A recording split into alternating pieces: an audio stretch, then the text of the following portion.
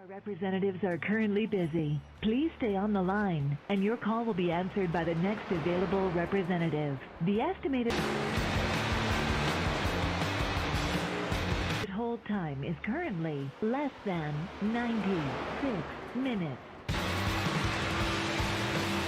You are currently caller number 32. Are you tired of getting blown out of the water by other web hosting solutions? At BladeNode.com, our affordable web hosting and quick customer support is our #1 priority.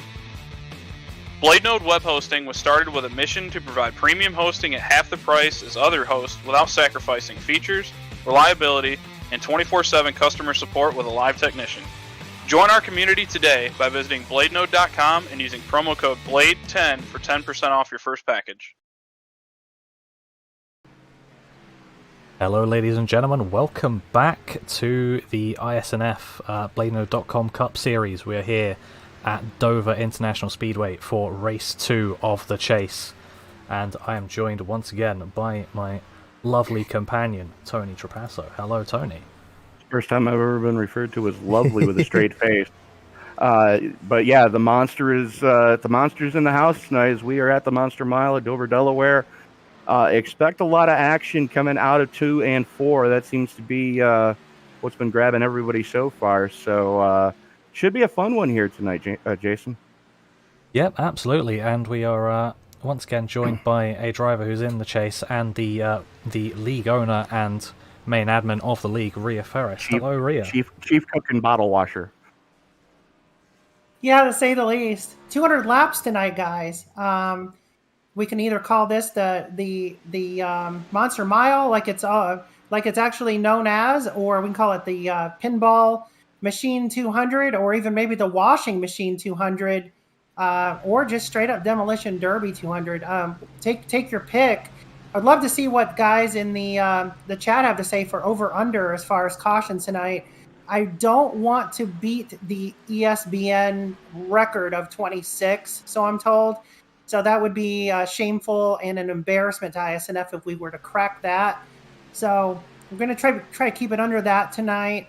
As you said, I'm in the chase amongst a teammate, Austin Cook. I hope we actually have good finishes tonight. But as you said, Tony, coming off of 2 and 4, it's going to be brutal as far as throttle control goes, and trying to keep after the car. It's going to be brutal. Well, the biggest thing with this track is when they put the safer barrier in, it really changed the complexion of this track, because with the concrete walls, you had that extra 3 feet that you could play with. Now you don't, and with the iRacing physics, it's like hitting a rubber band, basically, when you go into that safer barrier, and it shoots you across the track. And may God have mercy on the soul of anybody that's inside of you at the time, because you're both done for.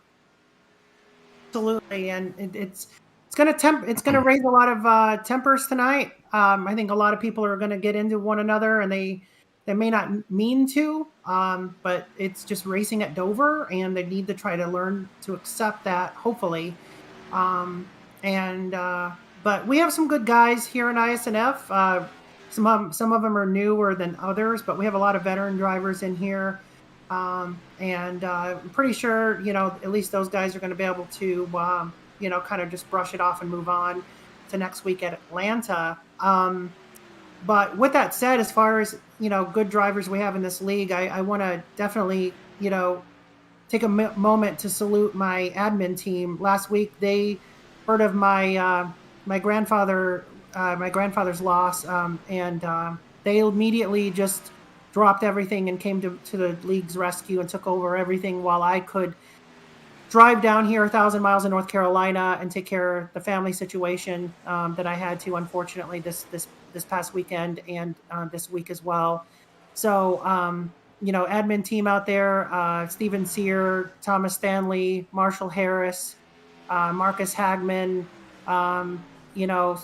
just Brian Chu. You guys are amazing. I appreciate you each and every, and if I miss someone, I'm so sorry, but Emily, you guys have been great, been the backbone of the team this past couple weeks, and I just wanted to extend my thank you there to them.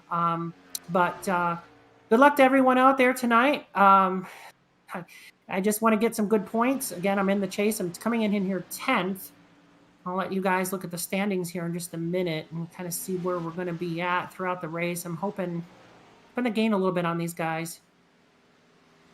So Yeah, absolutely. And I'm noticing a couple new names, or names that we haven't seen in a while anyways. One of the most notable, Cody Dempster, and then a name that's really sticking out to me, being from the sprint car world, Ian Humphreys, taking over duties in the 3 tonight. I noticed that. So, good luck to him there. And a dirt series driver at Dover may not be a bad thing if you really think about throttle control coming out of the corners. He might have a little something for these guys at the end of it. What do you think? Well, he's used to running open wheel where you can't really lean on anybody. So, give him fenders and see what happens. Yep. Well, guys, good luck in the booth tonight. And,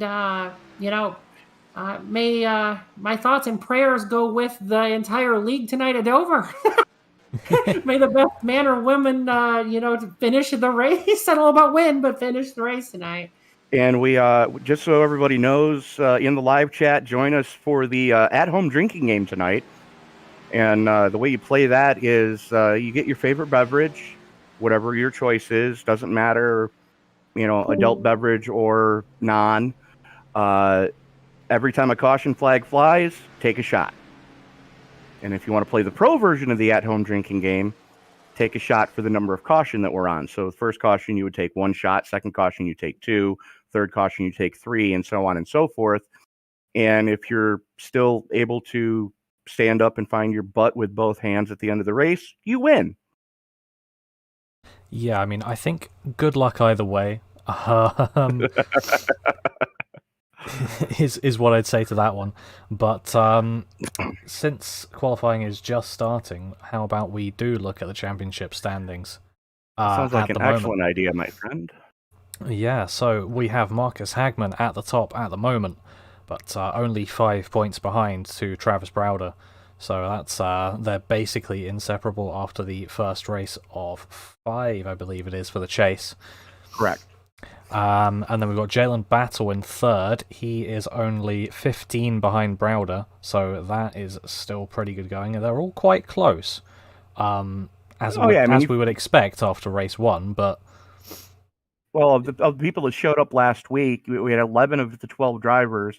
Unfortunately, Brian Chu is missing another week, so that's going to basically relegate him to 12th place, period. But of the 11 drivers that showed up last week, it's less than a race. It's 102 points total from Marcus Hagman in 1st down to JB Banner in 11th. So, I mean, that all you need is one good race for you and one bad race for everybody in front of you, and you're right back into this thing. Yeah, I think that's the thing that I like about this point system, even though it's quite interesting for the rest of the drivers that they can't really do anything title-wise, but I think it's interesting as in it just gives this you know what I mean. It's just exciting right until the end. Oh yeah, absolutely. I mean, it really makes you have to use strategy a lot more. And the other thing to consider too is, unlike a lot of leagues that we cover, there's no elimination round. Yeah, it's 12 drivers for 5 races. May the best person win. Yeah, exactly. It's just basically a 5-race shootout. Good luck, have fun. That's probably what I would describe it. Or good fun, have luck. Yeah. Depending on how you want to arrange that. But qualifying underway right now. Francisco Villarreal setting current quick time with a 22:15. Braden Black sitting in 2nd, 22:19. And it looks like everybody's picking up on their second lap for the most part. There's only been a couple that haven't. There you go, Travis Browder, right there, going on his second right now. That's the fastest first lap we've seen out of anybody for Browder. Yeah, so if he can follow the trend here as he's just coming out 4, then we could see him on starting on pole position for this race. Not quite. It looked like it was not a very good exit out of 4 to me. Yeah, that dropped into a 22-24 on his second lap. But I'm counting 32. Ouch! I'm assuming you just changed to Isaac Wilson as well. Yeah. Yeah, that's not going to help him. Last week's winner, Marcus Hagman, currently sitting 18th, looking to improve on his second lap, coming across the stripe. Wow. Jumps up to fifth. So pretty decent qualifying lap for the Swede. As looks like Tom Stanley, Chad Waller, Johnny Castle, and Brian Treadwell all out on track right now. Treadwell bangs the wall coming off the 4, so that's going to negate the first lap for him.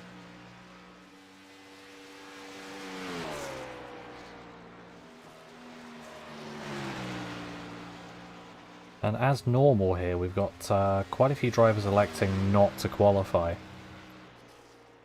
They just start from the back and hopefully avoid any initial incidents that there may be.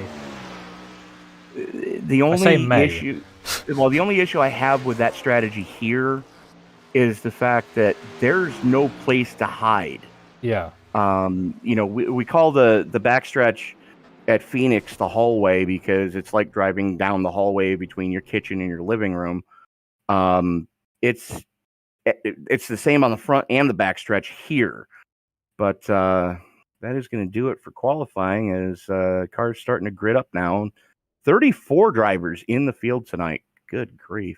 Yeah, pretty good field size, and we can go through it now. So on row 1, we have Francisco Villarreal on the inside and Travis Browder in second place. Braden Black is in third with Skylar Carnes in fourth.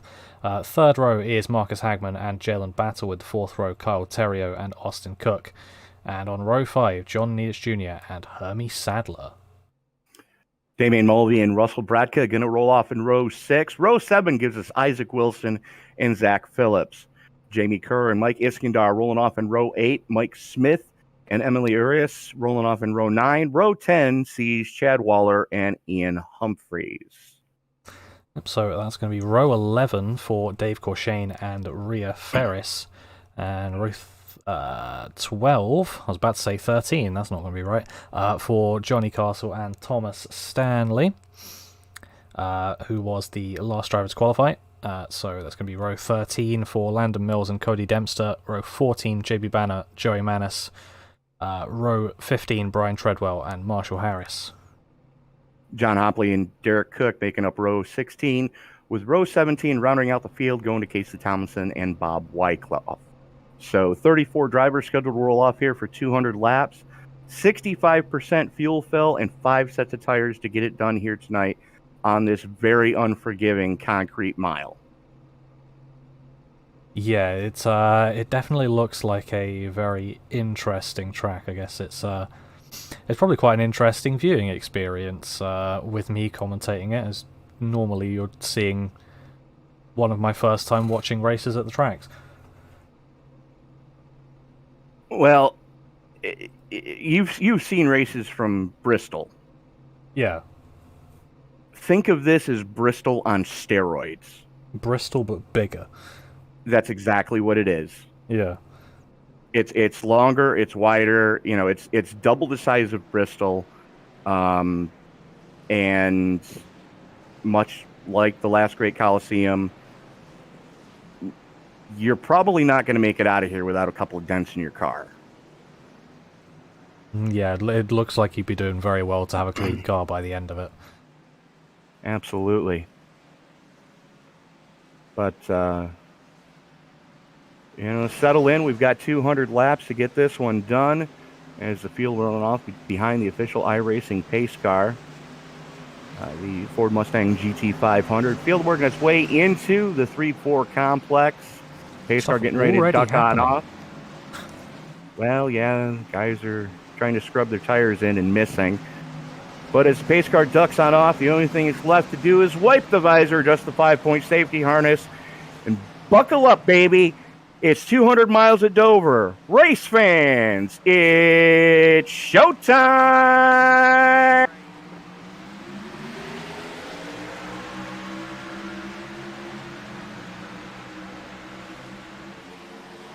Villarreal getting a good start on the inside line. He's got Braden Black right there with him, and the 19 of Skylar Kearns as they haul it down the back straightaway. We got trouble already. The 25 is around.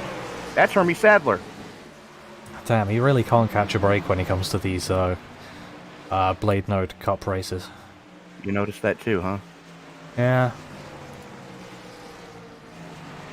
I'm going to go out on a limb and say he probably had help there. Yep, I am just yes, going to look at it now, but yeah. He had a lot of help. So.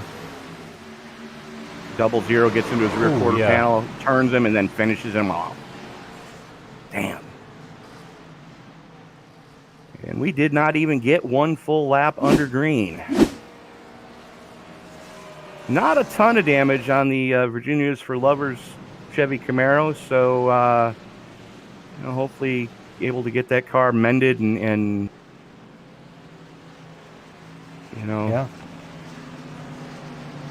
obviously able to continue the battle.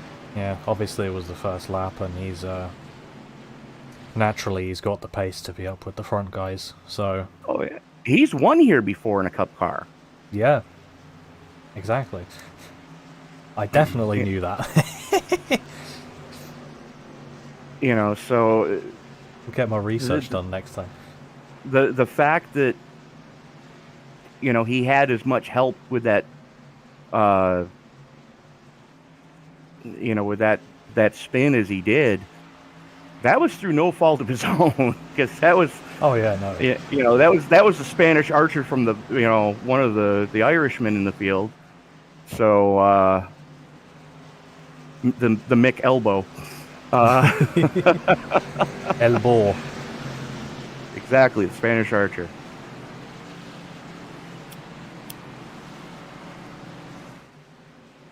So expect the field to go single file when we do go back to green.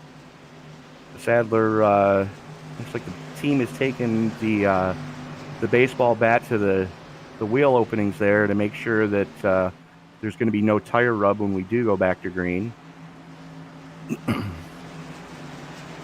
Still plenty of time left in this race. He can pit farm the daylights out of that car. Just got to beat the pace car off pit road this time.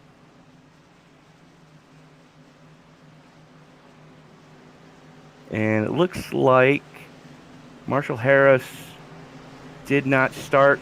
Cody Dempster is having connection issues. And I noticed Isaac Wilson went into the pits immediately. He didn't take the green. He just went pit side straight away.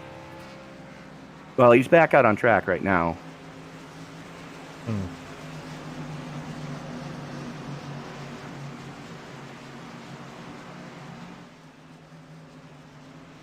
Although Chad Waller is spending an extended period of time on pit road. Looks like he may have caught a piece of that Sadler incident too.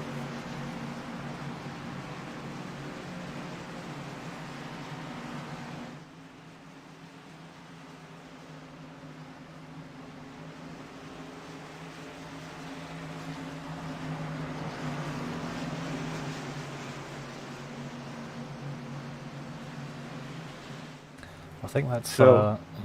I was gonna say let's have a look at the guys who've done the most movement up, who've managed to make some moves in that half a lap that we had. I think it's really surprising how much movement some people can get.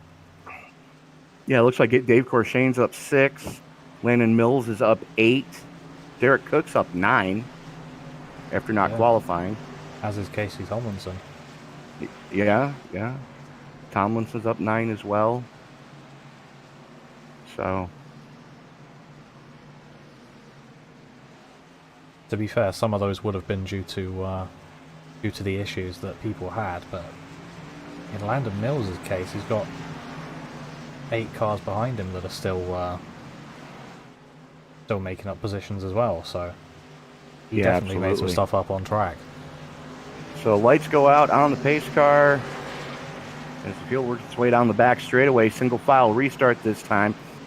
Let us know in the live chat who you're pulling for tonight, and we'll try to highlight that driver throughout the night when we get a chance. But we are going to rack them, stack them, and fire it off again. Francisco Villarreal going to have the button as the field works its way into the 3-4 complex one more time. Pace car getting ready to peel on off, go down pit road. As here we go. Let's see if we can get a clean lap in this time. I'm sure we got more chance single file than we do double, but we'll see about that one as we come towards the green. Flagman Pete Gazinia waving the green flag to bring them back to life. Under anger one more time. Francisco Villarreal, Braden Black, Skylar Kearns, Travis Browder, and Kyle Theriault. And we're back under caution. Front straightaway this time.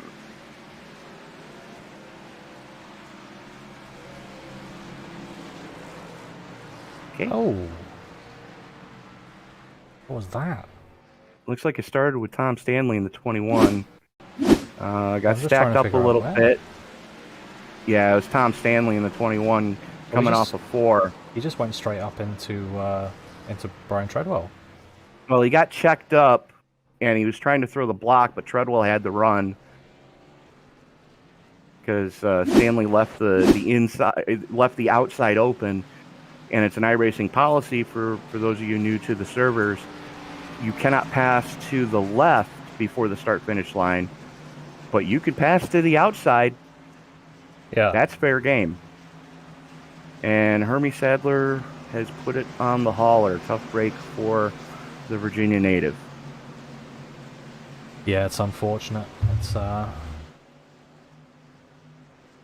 I feel like whenever I see his name pop up in practice, I'm looking forward to commentating on what he can do, because obviously I know at least roughly who he is, despite me not knowing much about oval racing in general. But and that man can wheel anything with 4 wheels and a motor. It just never seems to go right. It feels like it's always lap 1 incidents as well. I've noticed that too.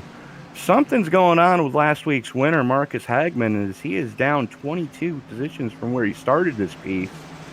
Taking it down pit road again. Looks like a little bit of damage on the right side of the Slayer 54. I don't know what happened, because I haven't... He got caught up in that last melee. Oh, okay. He had gone down pit road to top off with fuel, trying to play the strategy game that way, and yeah, this is, like I said, buckle in, folks. It's going to be a long night. Yeah, I have to say, I think it's fair to say that one didn't work out too well in the end. No. And there are extra bonus points on tap tonight if somebody can clear the inside wall and hit one of the cars in the infield parking lot. That is a 200-point bonus in the final standings of the championship here. All you got to do is just clear the inside wall to do it. Yeah, I think that's worth going for. I've only ever seen it done once, and it was at Richmond in a Pro Mazda race. Ooh. And it was one of your fellow countrymen that did it. Put the car right through the windshield of a Ford Taurus. I'm very proud.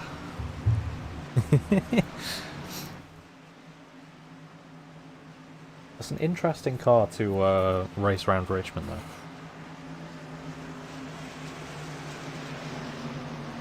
Yeah, it was an interesting league, to say the least. Mm.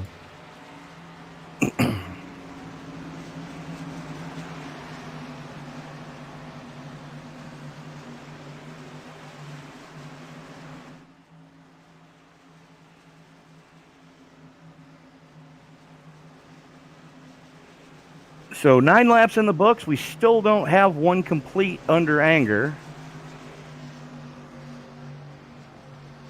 Biggest movers to speak of so far, Casey Tomlinson up 11.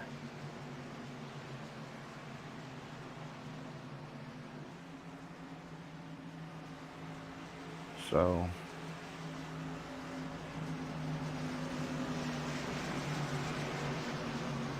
looks like lights should be going out on the pace car this time across the stripe.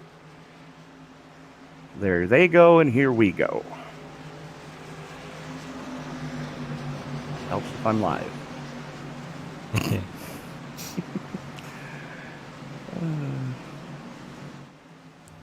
Yeah, let's see if we can get at least a lap in. Place your bets, folks.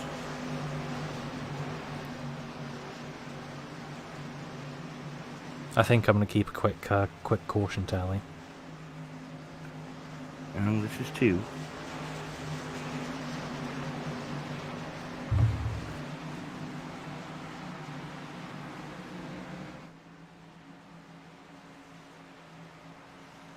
Pace car is in.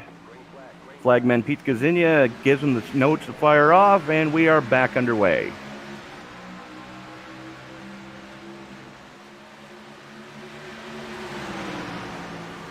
So far, so good as they make their way out of turn number 2. Ooh, hard into the wall for the 49. And I spoke too soon. Braden Black just ate hot garbage coming off of turn 2. 10 went into the wall in 3 and 4 as well.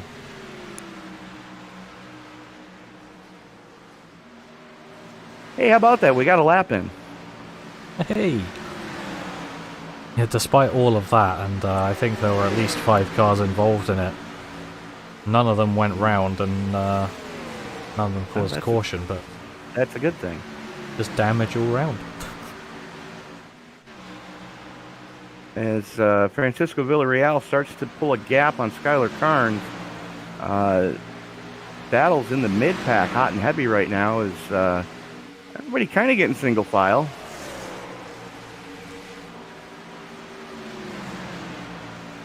Yeah, they're all looking to be fairly well behaved for now. Key qualifier in that sentence. For now. I like those 2 words. I feel like I use them quite a lot. Jimmy Kern, the 10, trying to regain some spots. Yeah. After pancaking the right side of the number 10. Loses a couple there and drops to 12. I think he's only going to be losing spots. He seems to just not have any momentum at all. Well, it's completely killed the aero package on that car. Yeah. And, you know, you'd be surprised how much aero affects a car on a mile track like this. But current biggest mover, Brian Treadwell up 13. Landon Mills up 12. Casey Tomlinson up 12. So who says you can't pass at Dover? They don't. Mills now up 13 as he moves his way past the heavily wounded number 10. And Austin Cook just getting past Travis Browder there for third as well.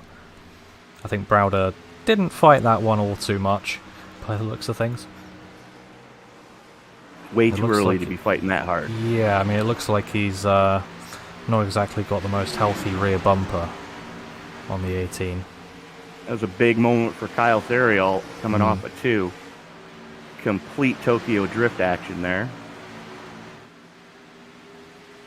That car is loose. Good grief. Yeah. Seems to be the only one having the problem, too. He might have cut a tire down, or has a tire going down, I should say. Well, it's one thing to be loose in one part of the track, but if you're loose in multiple parts or nearly everywhere, then that's where your problems are coming in. And he is very loose at both ends of the track, so as soon as he goes to pick up the throttle, I dare say he's got a rear tire starting to go down.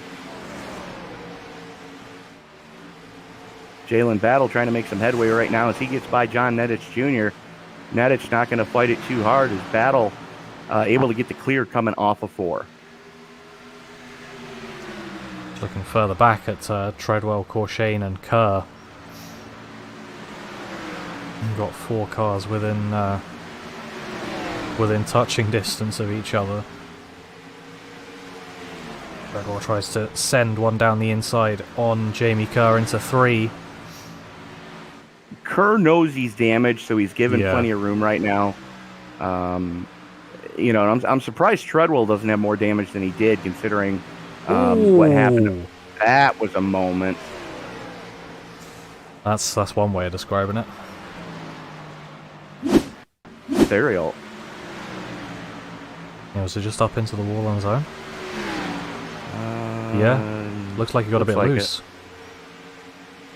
I'm going to replay that again, because how close was that to the back of Battle? Yeah. Yeah, another coat of paint, they would have been in trouble. Ooh.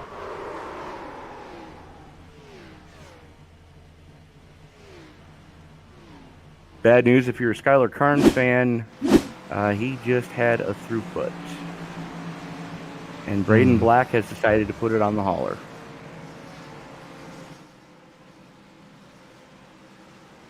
Well, I saw something come up earlier that said Braden Black crashed, so might have a look at that to see what it was. Didn't bring out caution. Well, it was on the restart. He just blasted the turn 2 wall and almost took everybody with him.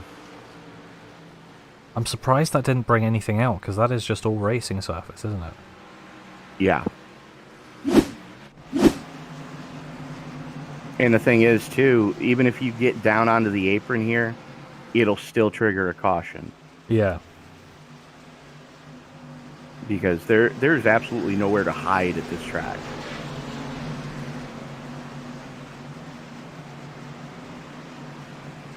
Well, on the straights, it's just fair game from what I can understand.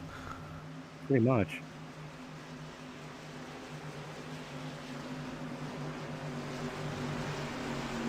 So we did get a handful of laps in there. Currently working lap 23 of 200.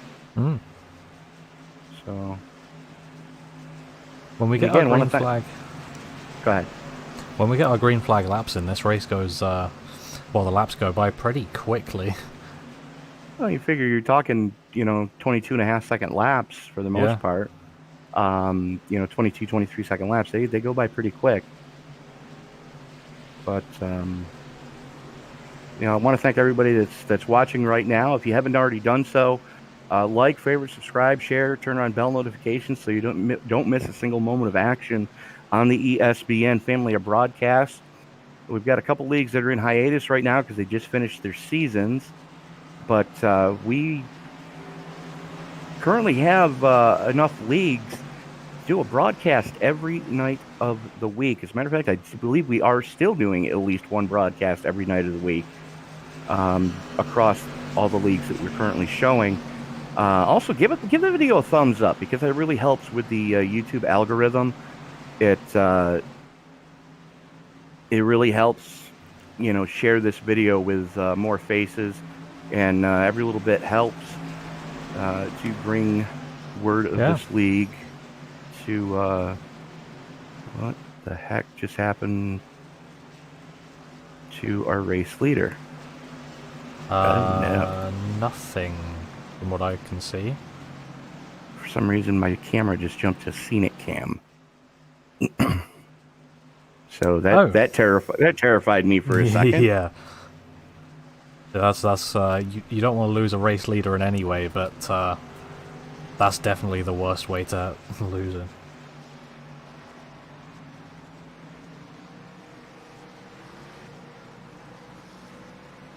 So lights go out on the Ford Mustang GT500 pace car, the official pace car of iRacing, always has been, always will be. Francisco Villarreal, Austin Cook, Jalen Battle, John Nettich Jr., Zach Phillips, Damian Mulvey, Mike Smith, Russell Bradka, Brian Treadwell, and Dave Corshane currently rounding out your top 10. Yep, we're going to go back for another double file restart since it's been a little while. Good luck. So yeah, we'll see whether they can do better than the first time. I'm pretty sure the leaders got to 3 before we had a caution. About Just halfway on about. the back straightaway. Yeah.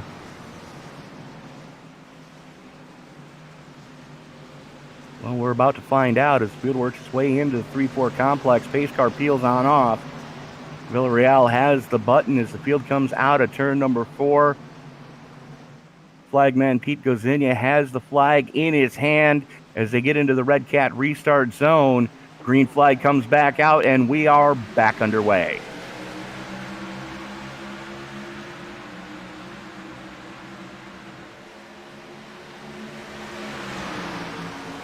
Everybody playing a little bit nicer than they did on the initial salvo of this race.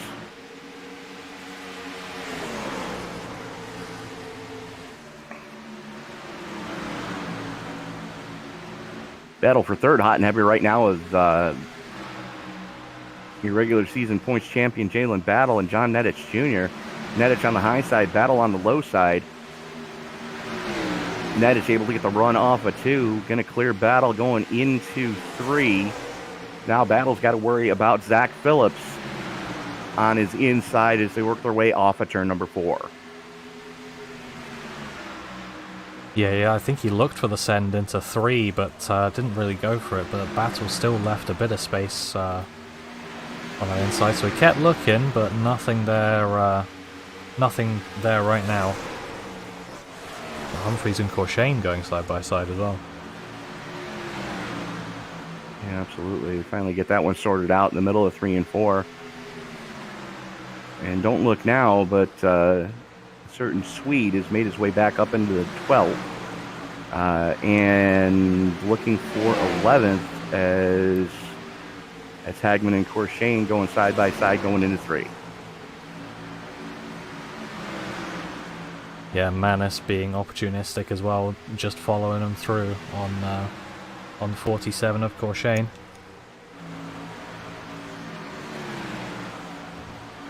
But Marcus really going to be looking to make up as many positions as he can as quickly as possible here. Absolutely, your current points leader. Yeah, he's going to need to. Yeah, and I have a feeling you're going to be wanting to run from the front, from what I've been seeing so far. Absolutely, as Mills now works his way to the inside of the Canadian. Corshane looks like he's having problems right now. I'm not seeing any major damage on that car. It's just, oh no, he's definitely got some front end damage.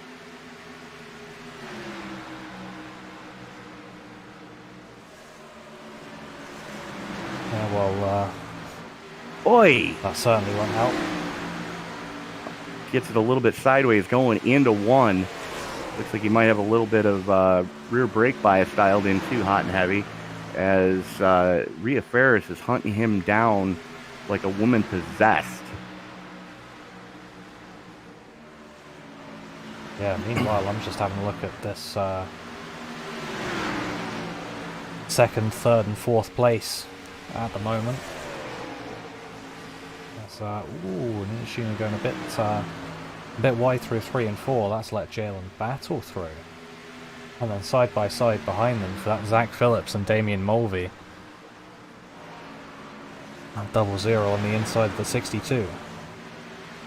Absolutely. And tonight's trivia question: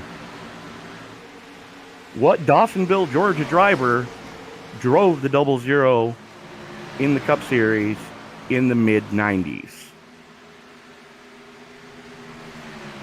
Go ahead and type your answer in the live chat. Again, Dawsonville, Georgia driver, as we are back under caution. Oi!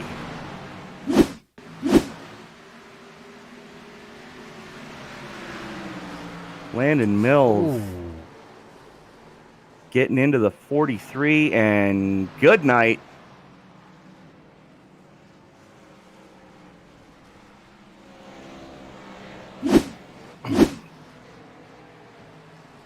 Mills now driving a pavement modified.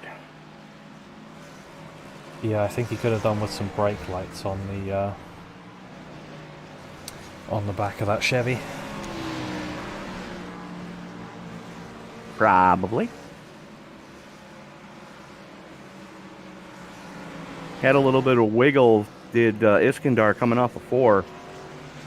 Was trying to get it collected, and unfortunately Landon Mills guessed wrong. So working lap 36, and looks like we are getting wholesale pit stops. Everybody except the 54 coming down pit road. And that is Marcus Hagman.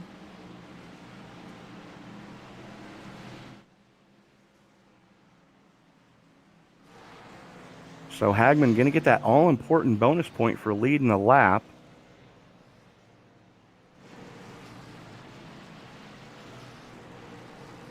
Yeah, I believe it's a bonus 5 points for doing that, so that's going to be important for him at the moment because, well, that's the only gap that he's got back to Browder. And you are correct. It is it's 5 bonus points for the most laps led, 5 bonus points for pole position, and 5 bonus points for leading 1 or more laps.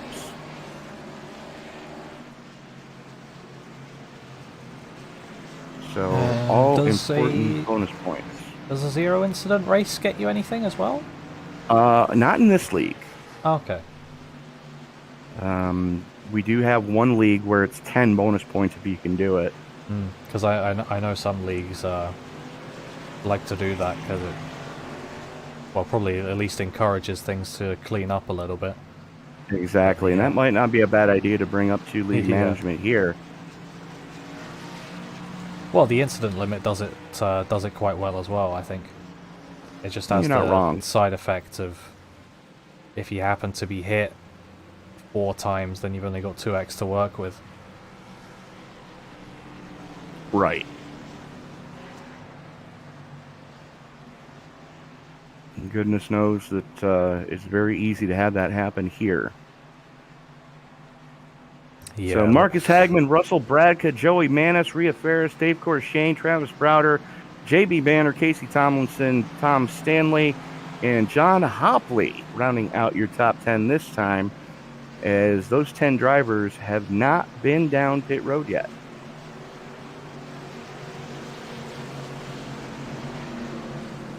Yeah, so first to pit in this caution was Villarreal.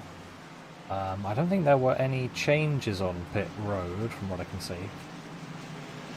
One. Anyway. 2. Ian Humphreys and Jamie Kerr lost a couple of spots. Okay. Actually, no. Humphreys gained 2. Damian Mulvey lost 9. Jamie Kerr lost 4.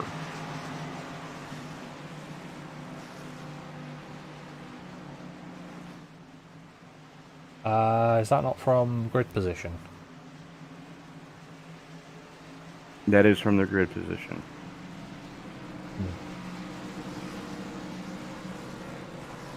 But that's not the order they went down pit road from. As the wave around cars getting their wave arounds, lights go out on the Ford Mustang GT500 pace car. Hagman going to have the button this time when we go back to green.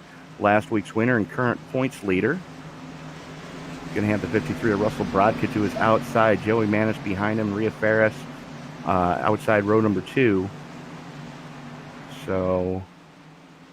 yeah,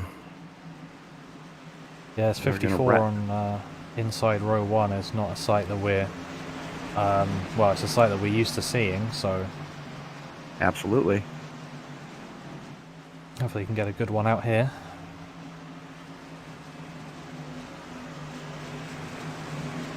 Pace car is in. Hagman brings him off of turn number 4. And as the Red Cat restart zone, green flag in the air, and we are back underway.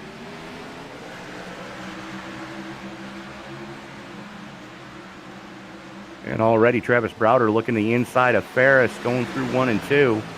Ferris going to have the run coming off of 2 as she pulls alongside Joey Manis.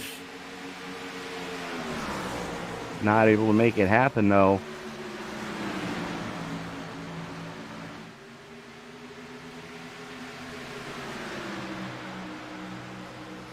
And everybody getting pretty single file pretty quick here.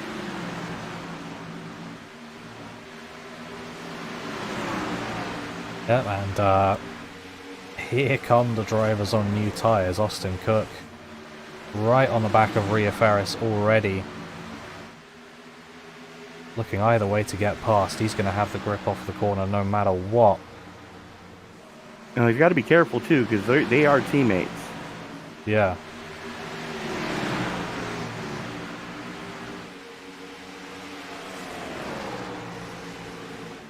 And pavement modified.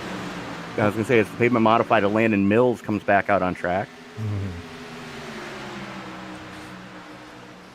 Well, it definitely looks to me like those new tyres were a really good choice. I think it's fair to say.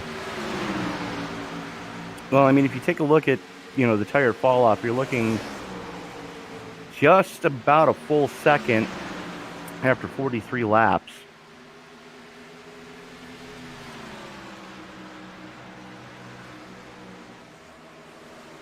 Yeah, and around here, that is quite a lot. Yes, it is. But it's still early in the race, so, trying to gamble on tire strategy, this is the time to do it. Yeah. And I dare say we're not going to see any two-tire heroes here tonight, only because these cars are loose enough as it is, and just taking right sides is only going to make the car looser. As Cook throws to the inside of Hagman, going into 3, side by side, and Cook gets the clear coming off of 4. I don't have a feeling that Nietzsche Jr. is going to be doing something quite of the same. In fact, we'll see it now. There you go. I don't think Hagman was fighting that one too much. Nah, he knows that his tires are starting to give up the ghost.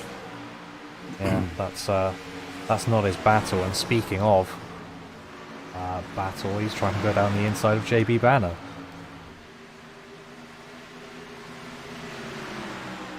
Gets the clear coming off of 4. Is Bradka and Ferris are still in lockstep. Ooh, Spanish Archer time.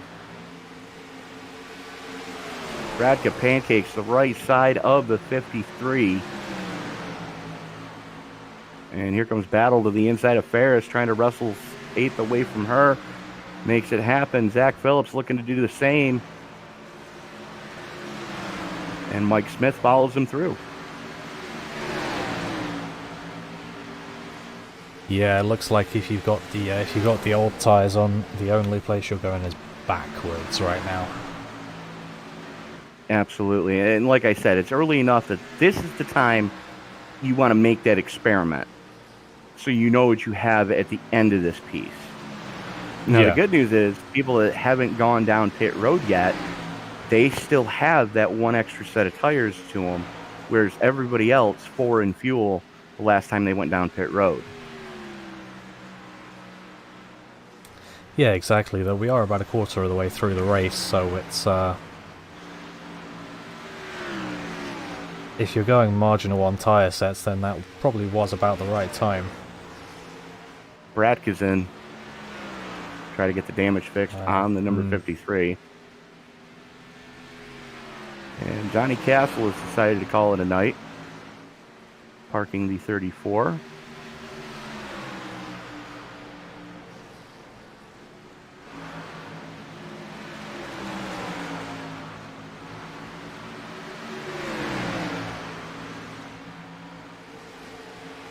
Looks like Joey Mann is starting to struggle on those old tires as well.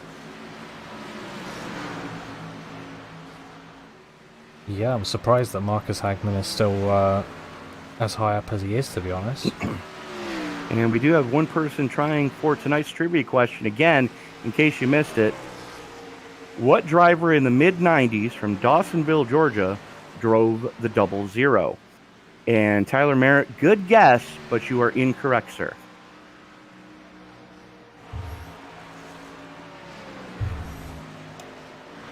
The only hint I'm going to give you is he has the coolest name ever to grace the NASCAR tracks.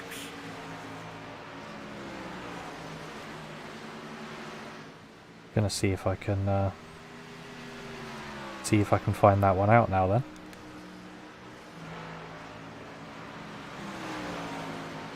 And no, it's not Dick Trickle.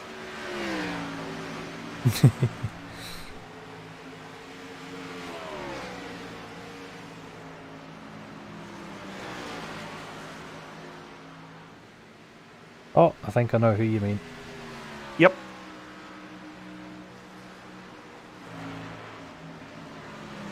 Zach Phillips and Travis Browder going to hammer and tongs right now. Mike Smith right there as well, as Smith now pulls alongside of Browder coming off of 2. Side by side, they go into turn number 3. Smith gets the clear. Browder not fighting too hard yet. Knows there's a lot of racing left to do. Jalen Battle all over the back bumper of Marcus Hagman for 4th, though. As Hagman goes high, coming in the middle of 1 and 2. That's going to open the door for Battle, and Battle gets the clear going into 3.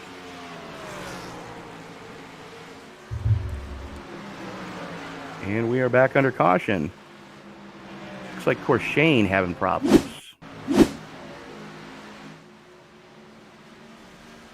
Ooh.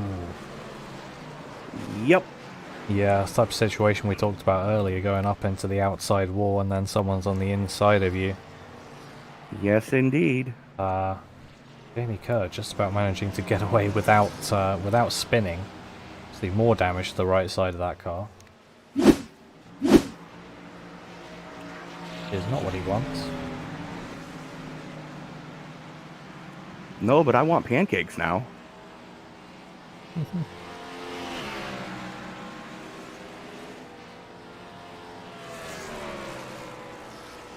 So caution number 4 flying. And I would expect to see everybody that hadn't already done so to bring it down pit side to get for Mr. Feelgoods and a fresh tank of Go Fast. Hagman and Browder and Manis, Tomlinson, Kerr.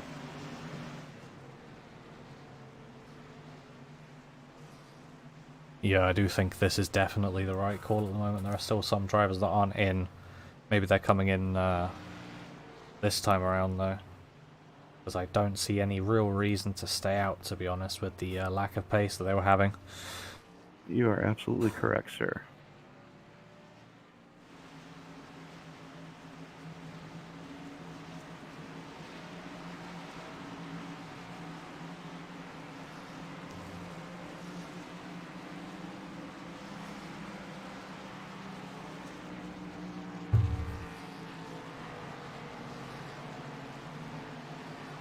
I'm not even going to try to pronounce the name of Marcus Hagman's hometown because I know I would butcher it.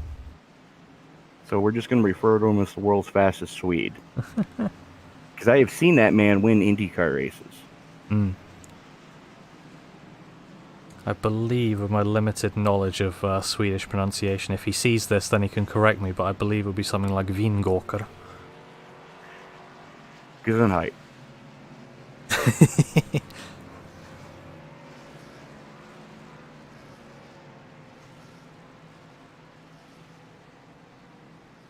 So if we could bring up our boy Damian Mulvey real quick, driving the 00 here tonight. Again, tonight's trivia question. What Dawsonville, Georgia driver in the mid-90s drove the 00? And again, the only hint I'm giving, arguably the coolest name ever to grace a NASCAR track. Yeah, I've got to agree.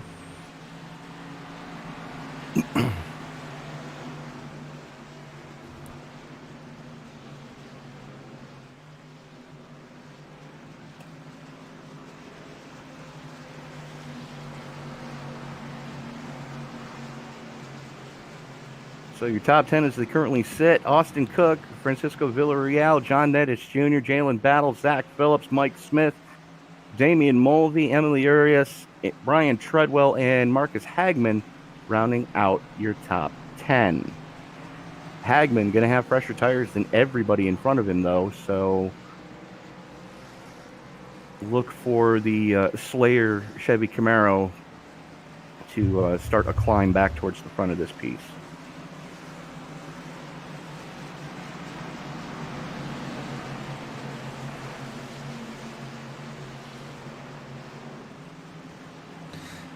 See whether Travis Browder's fixed any of the damage on the back of that car.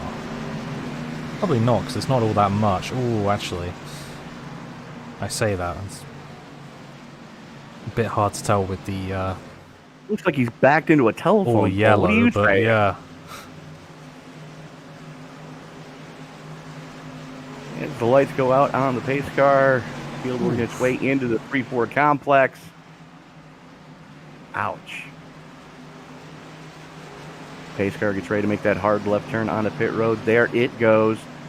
As Austin Cook has the button coming off of 4, they get into the Red Cat restart zone.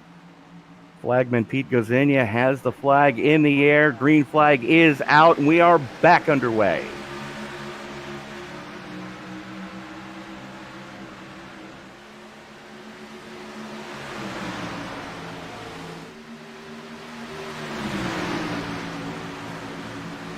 And we got one into the wall in the backstretch. There we go. It's Treadwell. Oi! Oh. He's lucky there's a hole in the fence. You noticed that too, huh? That started with the 95 of Emily Urias getting into the safer barrier, coming off a 2, and just hockey hip check. And that's boarding. Yeah. For my hockey aficionados. The 18 to Travis Browder catching a race car to the face.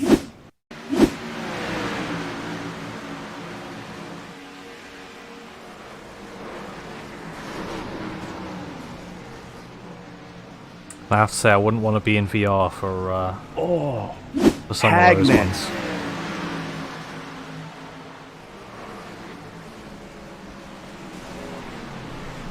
See if we can get that from Hagman's onboard. I will have a look.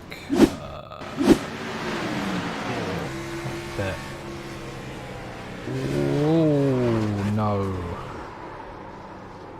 Oh yeah. Yeah, yikes.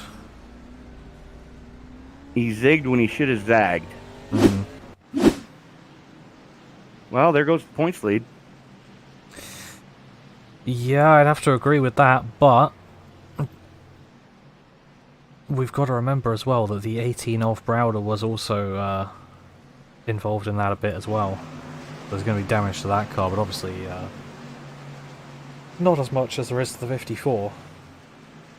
And in his debut race, Ian Humphreys getting into Urias with a 3. I think my highlight of that that caution is that my SDK did not say that Brian Treadwell crashed. It just said Brian Treadwell went off track. Well, I mean, it's not true. wrong. He was in the air. He just caught more airtime than this skateboard at the X Games to do it. Yeah, exactly. And what do we reckon? Would it be a good time to hear from the good friends of the league at BladeNode? I would absolutely agree with that statement. Yeah, well, let's hear from them. We'll be back shortly. All of our representatives are currently busy. Please stay on the line, and your call will be answered by the next available representative. The estimated hold time is currently less than 96 minutes. You are currently caller number 32. Are you tired of getting blown out of the water by other web hosting solutions? At BladeNode.com, our affordable web hosting and quick customer support is our #1 priority. BladeNode Web Hosting was started with a mission to provide premium hosting at half the price as other hosts without sacrificing features, reliability, and 24/7 customer support with a live technician.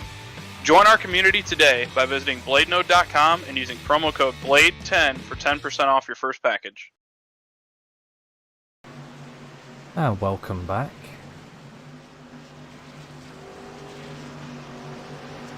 On lap 64 of 200 here at Dover International Speedway.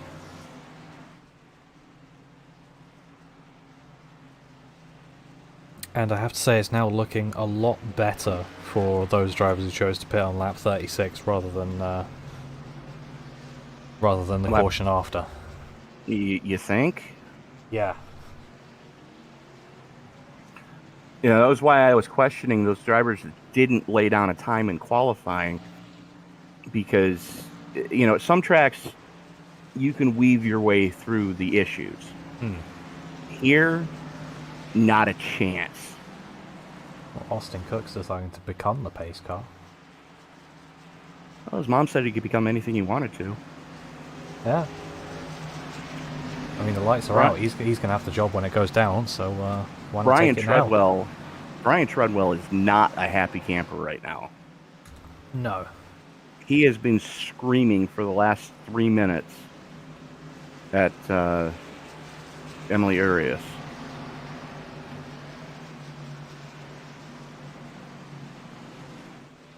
I mean, it wasn't anything intentional. He ran her wide. She ate the safer barrier. Didn't exactly end up better. Snap, see ya, bye. As the pace car is in single file restart, Cook has the button coming off of 4 into the Red Cat restart zone. They go, green flag in the air, and we are back underway.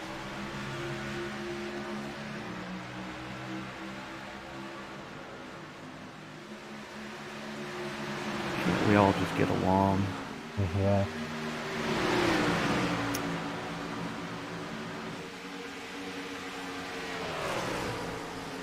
Looks like the race car to the face isn't affecting Travis Browder too much. It looked like it might have been a lag spike. He may have gotten away with one there. As Villarreal looks to the inside of Cook, going through 1 and 2. That is your battle for the lead. Speaking of battle, here comes Jalen Battle, your regular season points champion. As Cook, Villarreal battle, you have a little bit of a gap back to Zach Phillips. About a car length and a half. Phillips doing whatever he can in the 62 right now. As Browder and yeah. That was Villarreal. I think Cook got into the wall as well. I think they followed each other. So that's not a good thing, as Jalen Battle makes a bid for the lead going through 3 on the inside of Austin Cook. Gonna get the clear coming off of 4. Battle, your new leader. Zach Phillips going to try and follow him through to get up to second place. 3 wide. Browder. That's the ballsiest move of the night. Well, he got 2 positions in the space of about a quarter of a mile, so fair enough to him. Still, you don't go 3 wide at Dover. And we're under caution. Travis Browder does not play by your rules. Clearly. It's like Joey Manis and Mike Smith. Or Mike Smith anyways. Oh! Ooh, yeah. Manis definitely involved, unfortunately. Yes, he was, as was the 00 of Damian Mulvey. And there's your next hint.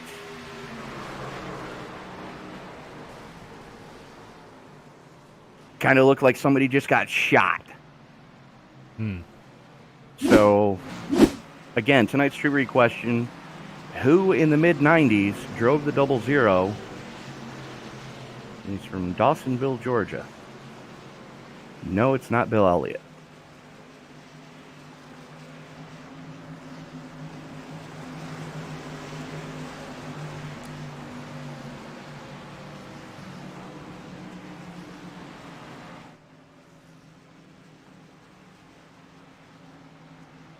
And I'm sorry, Monticello, Georgia, not Dawsonville.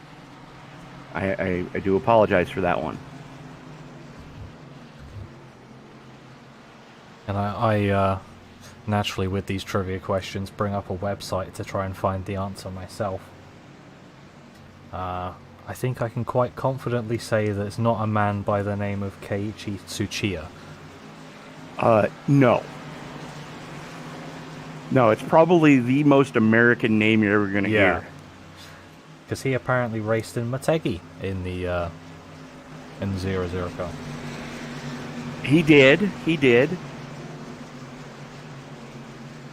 But there was a driver who regularly drove the 00. Also drove the 44 for Petty Enterprises.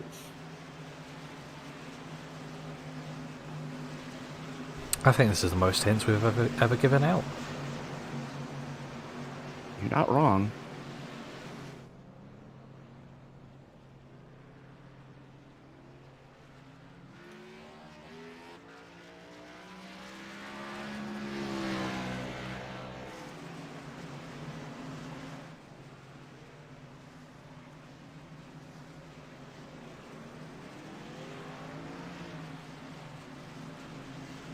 I need to see if I can...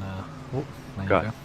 I was going to say, I believe we're currently working caution number 7, if memory serves me correctly. Probably means I missed one. So, yeah. No, then we're on 6. Okay.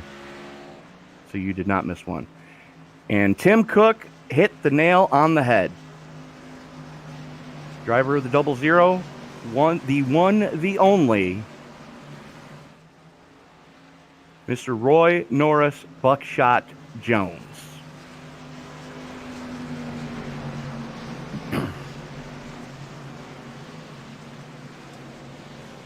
Yeah, even if that is a nickname, that is a cool one, and a very American one at that.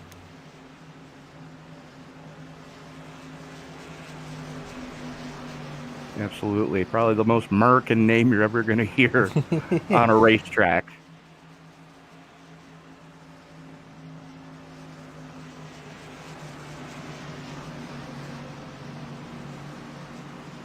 So Jalen Battle, Travis Browder, Austin Cook, Zach Phillips, Rhea Ferris, John Nettich Jr., Casey Tomlinson, Ian Humphreys back up into the top 10. Derek Cook and Mike Iskandar having a good recovery drive as he is back into the top 10 as well, rounding out your top 10.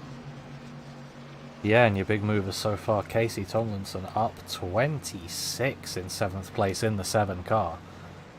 Derek Cook up 23 in 9th, and Bob Wyckoff up 22 in 12th position. We're seeing a couple different tire strategies play out here too. There's a few drivers. Well, Jalen Battle was last down pit road on lap 36. Browder was 57. Austin Cook was 36. Zach Phillips was 36. Rhea Ferris was 58. John Nettich Jr. was 62. And then you've got a whole slew of drivers that just came down pit road. Francisco Villarreal, Mike Smith, Bob Wyckoff, Marcus Hagman, Damian Mulvey, and Tom Stanley. So... yeah, I think Villarreal's playing a dangerous game there. You think? He kind of had to, though. He's pit farming that car right now. Because he's kind of driving a pavement modified.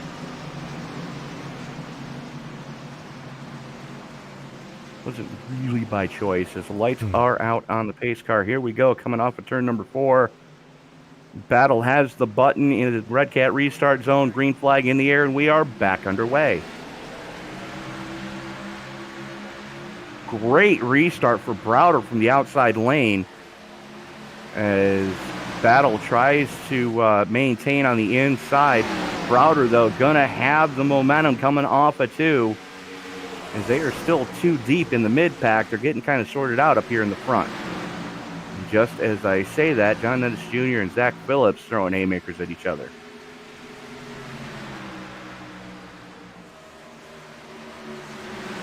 Yep, Austin Cook's in the firing line now as well, as Zach Phillips is trying to come down his inside.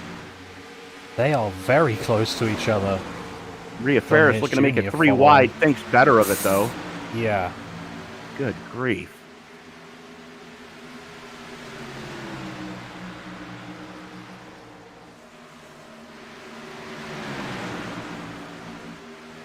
Phillips and Nettich going side by side. Nettich able to get the momentum coming off of 2.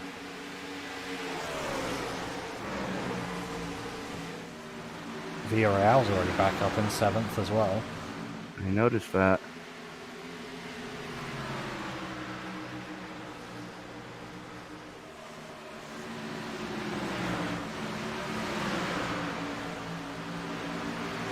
And he is all over the back bumper of Ian Humphreys right now.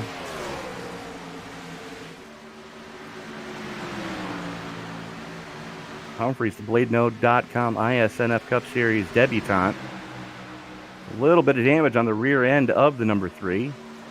Villarreal looking to the inside. Humphreys looking to try to put it up on the cushion. Unfortunately, this is a pavement track, bud. The sprint car stalwart kind of running that upper lane, trying to carry the momentum, not abuse the tires too much, as there is a huge gap right now between Humphreys in 7th and Austin Cook in 8th. And Cook, he just continues to hemorrhage spots and time. I'm looking at the quite the speed difference between this top group and the group behind as well.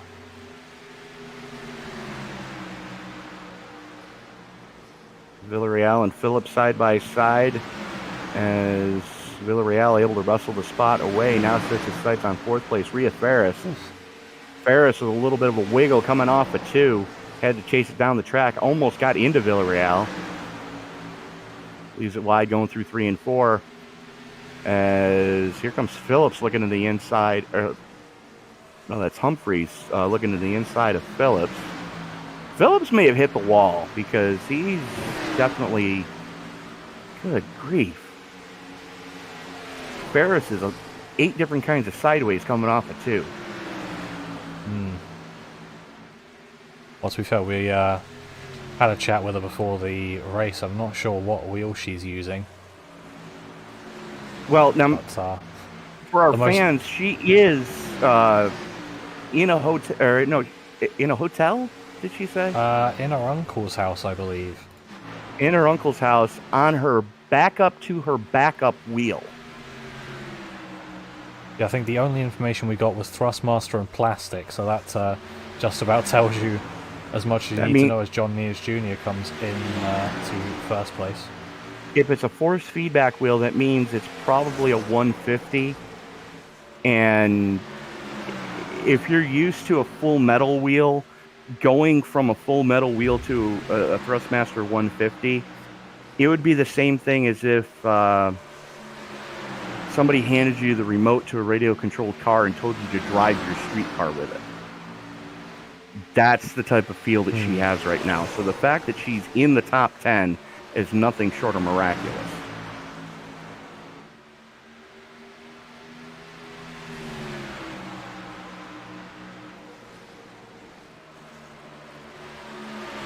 He now battle for the lead once again. Francisco Villarreal trying to get back up into the lead, and looks like he does so successfully now on John Mears Jr. Villarreal making a statement that if they want to get the win at Dover here tonight, they got to go through him to do it. As now Nedich has Travis Browder all over his back bumper. Browder's got to be careful, though, because he's got a very hungry Jalen Battle right there as well.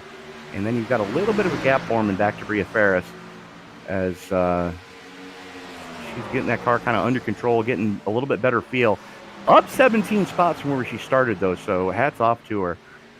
Biggest mover so far, though, Bob Wyckoff up 24. Currently sitting in 10th. Yeah, as normal, we see some pretty big movers, especially with those who choose not to qualify. I think if you've chosen not to qualify and are one of the big movers, this race has been more a lottery so far than maybe skill getting up the pack. But obviously it takes some skill to put yourself in the right places, as Battle put himself in the right place to get past Browder. Yeah, absolutely. I mean, these guys are picking them up and laying them down right now. Looks like Zach Phillips giving Mike Iskandar all he can handle right now as they haul it off under the Ally Bridge going into 3. It's Phillips on the inside, Iskandar on the high side. Iskandar up into the marbles. Got to be careful up there, kid. Gets the run off of 4, gets the clear as here comes the 00 of Damian Mulvey to the inside of the 62.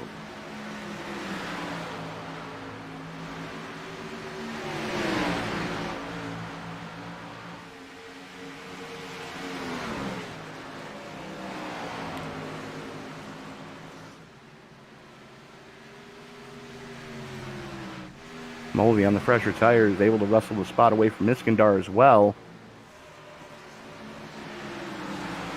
As Ferris gives up 5th to Ian Humphreys. Humphrey's up 15 too, so not a bad showing for the dirt sprint car driver, making his first ISNF BladeNode.com Cup Series start. Yeah, it turns out having experience with a car being loose really translates here.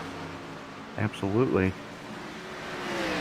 Mulvey now looks to the inside of Ferris. Ferris has got to think about, be thinking about pitting for tires relatively soon here, as we are currently working lap 92 of 200, fast approaching the halfway point, as Isaac Wilson has decided to finally put it on the hauler.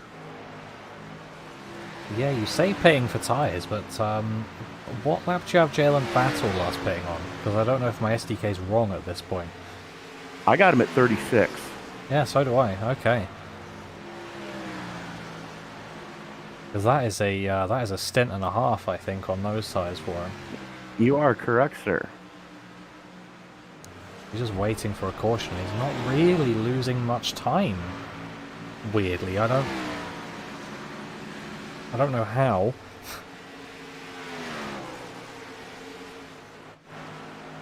I wish I had an answer how he was doing it.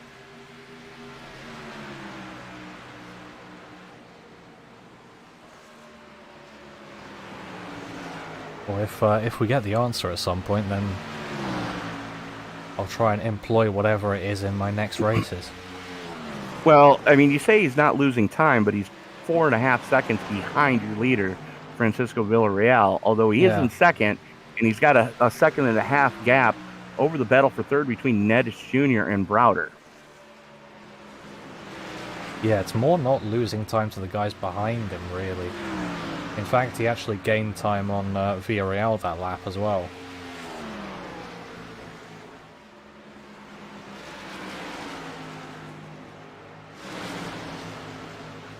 See what they are this time across the stripe.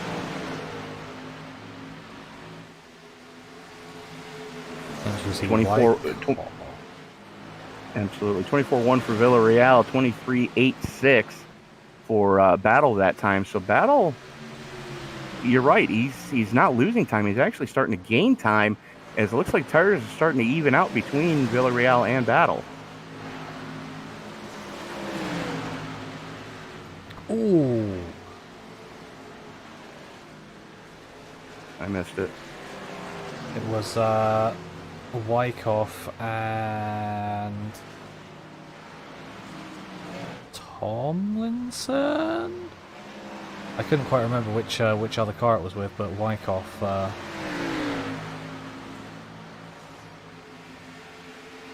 has completely pancaked the right side of the 38. on the backstretch. Battle for third. Travis Browder throwing it to the inside on Nedich. Thinks better of it. Nedich full send it mode going into 3.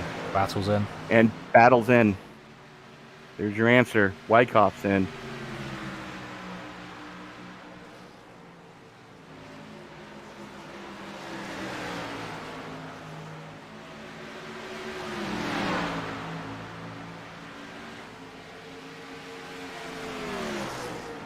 Austin Cook finally bringing it down pit road.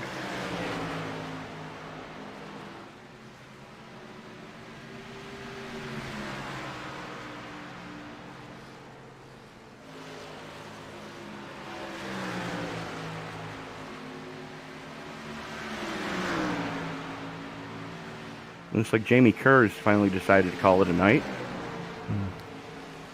Looks like Marcus Hagman's had a bit of a moment as well. Again? Well, I saw him jump to pits, so I assume something went wrong, but no caution came out for it. Oh yeah, he's towing. I will go look, sir.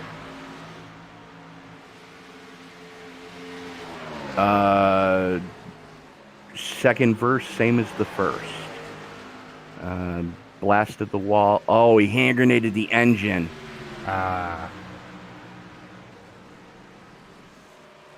And could not get it down on the pit. So put it down in the apron and immediately hits the escape key to tow, so he doesn't bring out a caution. Well, unfortunately, then I will now agree with you that he is There goes the points lead. Yeah. Most probably lost the points lead. Safe bet.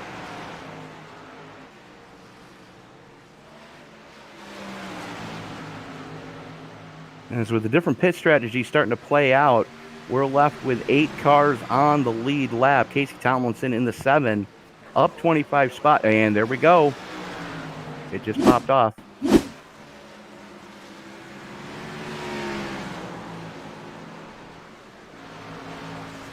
That's a weird place.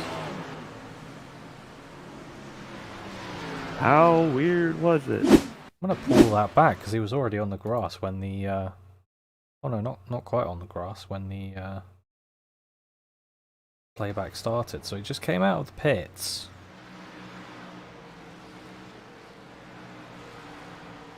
Looked like he hit some sort of bump, but I don't think he did. But just too much right foot. Pretty much. And that's what got him when he finished the spin. He was up on the racing surface. Yeah.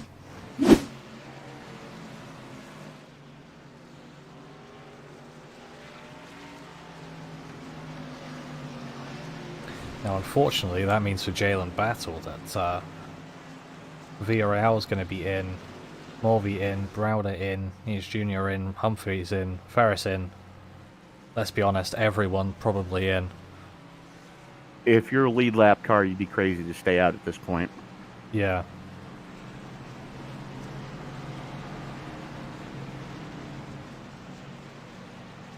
What is that caution? 8? At this point? Yes.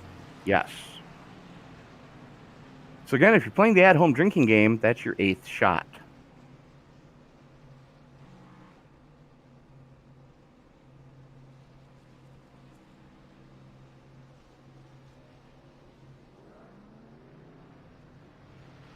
Which I believe in total would make 36. If you're playing the pro version, yes. Yeah.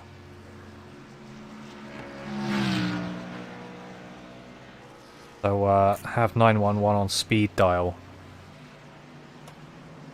Yes, right now, if you're playing pro version. Stomach pumps will be your friend.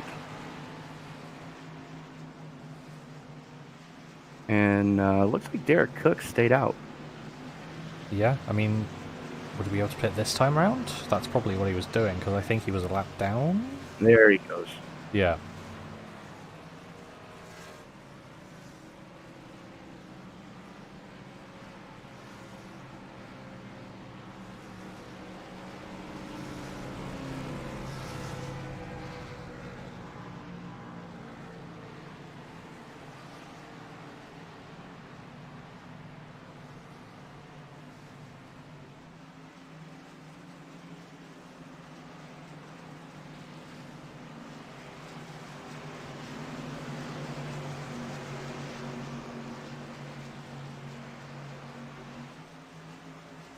So, how about that local sports team?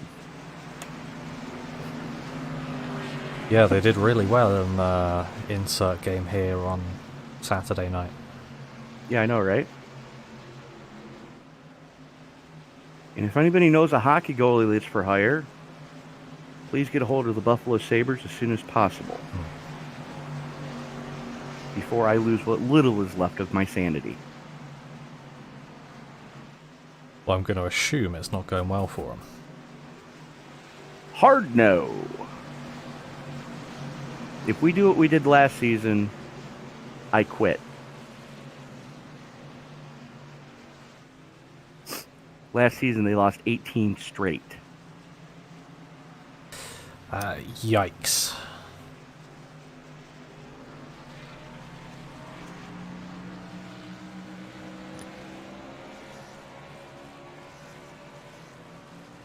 So currently showing 9 cars on the lead lap. Couple cars getting the wave arounds there.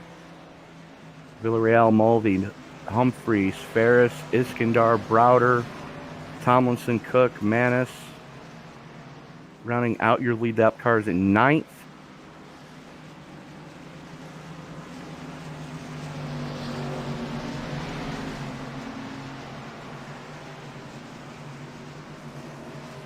Yep, lights are off, so we're going to go back to green this time around. Yup.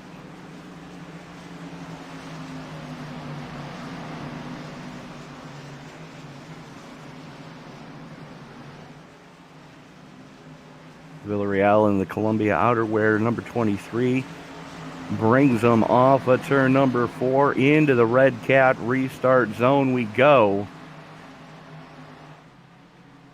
Rack 'em, stack 'em, and fire it again. Green flag in the air, and we are back underway.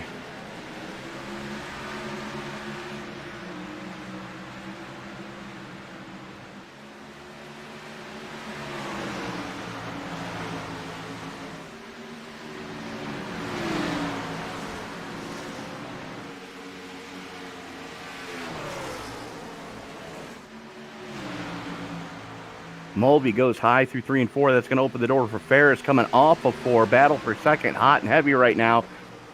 And we are back under caution. It's like Hopley, Bratka. Ouch. Yeah, oh. That's the pinball.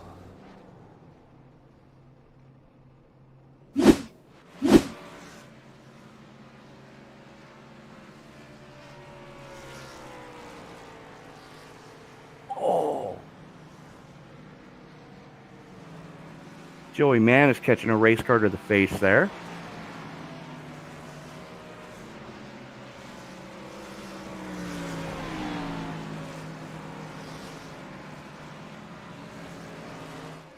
Who is that down on the apron? JB Banner was slow on the backstretch, and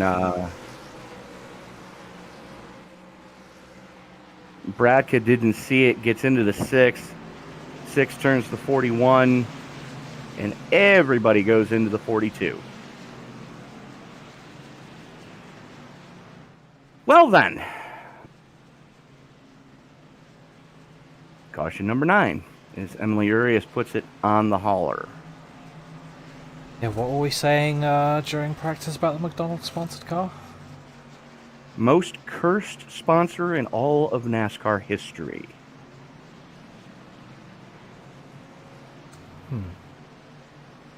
And Marcus Hagman, you're absolutely correct, sir. Marcus typing in the live chat. I got screwed. Yep, couldn't put it better myself.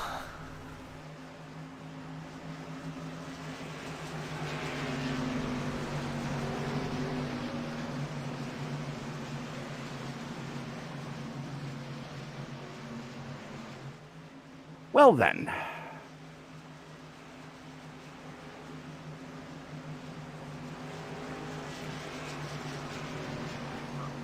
Good news is we are past the halfway point. We are. Yay. And stuff. What's it looking like on time left to go? I don't think we'll get there. We are exactly halfway. Okay.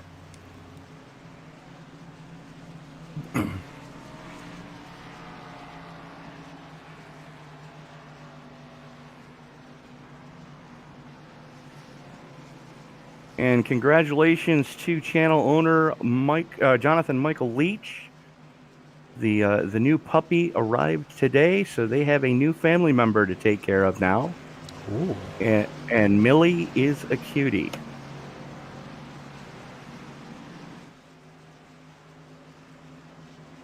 I'm assuming there are pictures somewhere on a Discord server, and if there aren't, then on his Facebook page. Then why not? Ooh, I'm gonna have a look.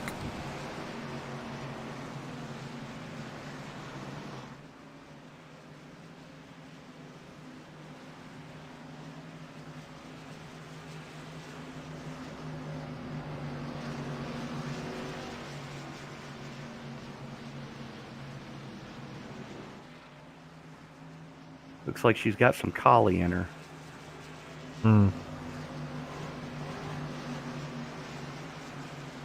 That is a cute dog.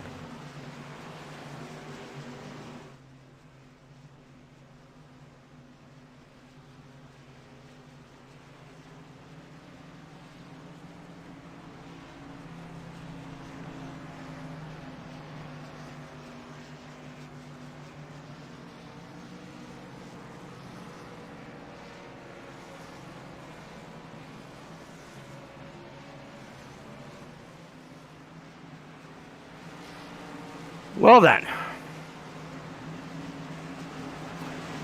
let us know in the live chat. Again, who are you pulling for tonight?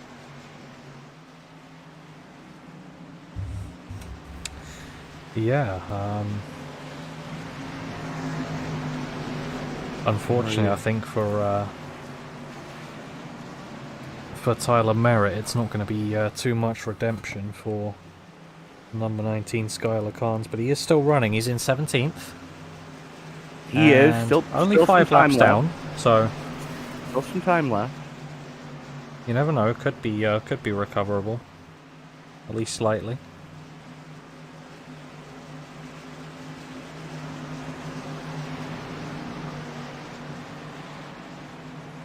Well, the good news is Derek Cook is spending the extended period of time on pit road.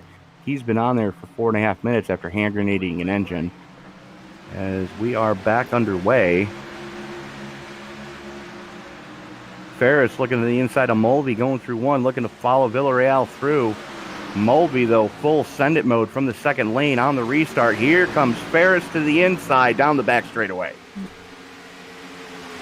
Just about keeping it in a straight line, but not managing to make the move work there, just about. Gonna have to recoup and regroup, as here comes Browder leading the charge of the fresh tires, as he is currently working the back bumper of the debutant Ian Humphreys to the inside, going into 3. Wrestles the spot away, now sets his sights on 3rd place, Rhea Ferris. Looks like there may have been contact. Line. Well, I don't think he had a choice there. There may have been contact.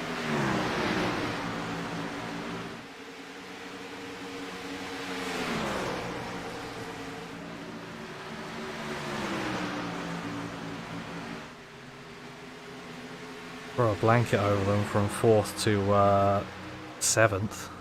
That ain't no lie. You got the lap car of the aforementioned Skylar Carnes in that mix as well. As here comes Battle trying to get one of his laps back from Ferris. And the 43 Iskandar is just, he's not having a good time in that 43 tonight. Yeah, no, it doesn't look like it, but he is just hanging on there.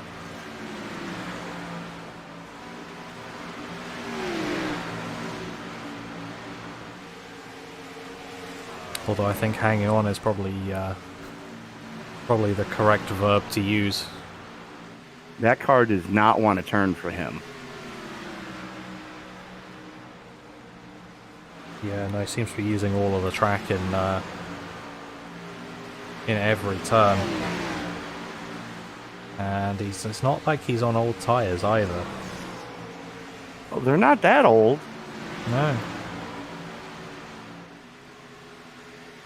I don't think he's got enough rear brake dialed into it, because that seems to be what definitely helps on corner entry to get that car to start the rotation. I mean, there's some drivers out there that have too much rear brake dialed in, but that's neither here nor there at this point. Yeah, he seems fine on exit.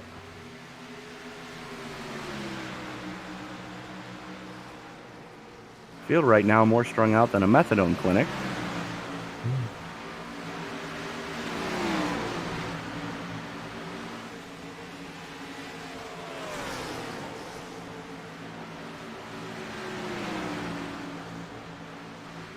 And are you seeing what I'm seeing on your screen with the 23? Blinking. Very much so. Yeah, I'm going to stop focusing on him. 4-digit ping, quality down dear. into the double digits. Yeah, that's not a good sign.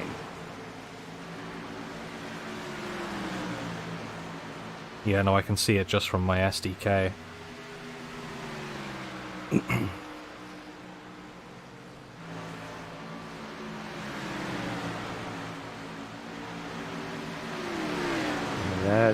That's not a good thing to be happening, especially at this point in a race. Looks like Ian Humphreys is having the same. Yeah. Not quite as bad. He's not 4-digit ping yet, but he's high 3s.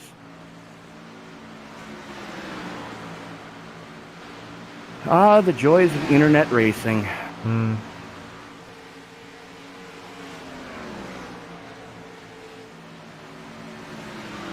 I always wonder, actually, what's your average internet speed over in the US? Well, I guess it depends on where you are, very heavily. But it varies greatly from carrier to carrier. I'm on a gigabit connection. Yeah. Through a company I'd rather not mention, because I think I'm getting raked over the coals.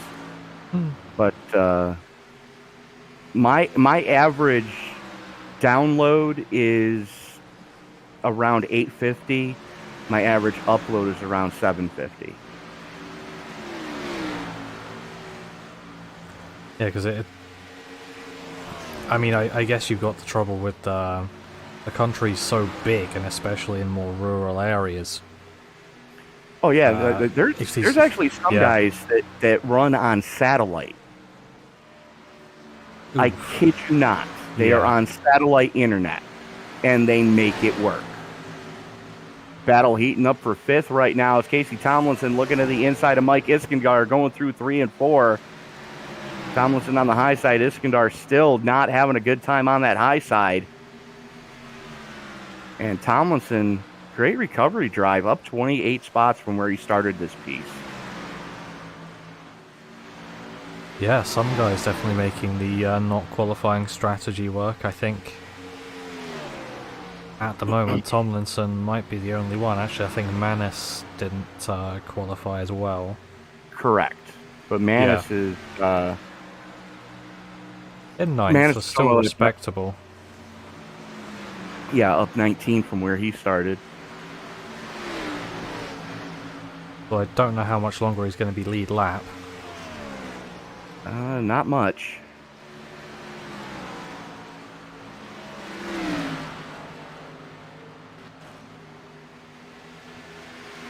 We'll look at him and then see when the camera pans round on a straight. Normally just about see Villarreal peeking into the back of shot.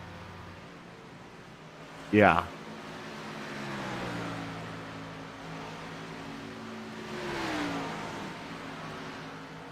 And be sure to join us later this evening after this broadcast is over.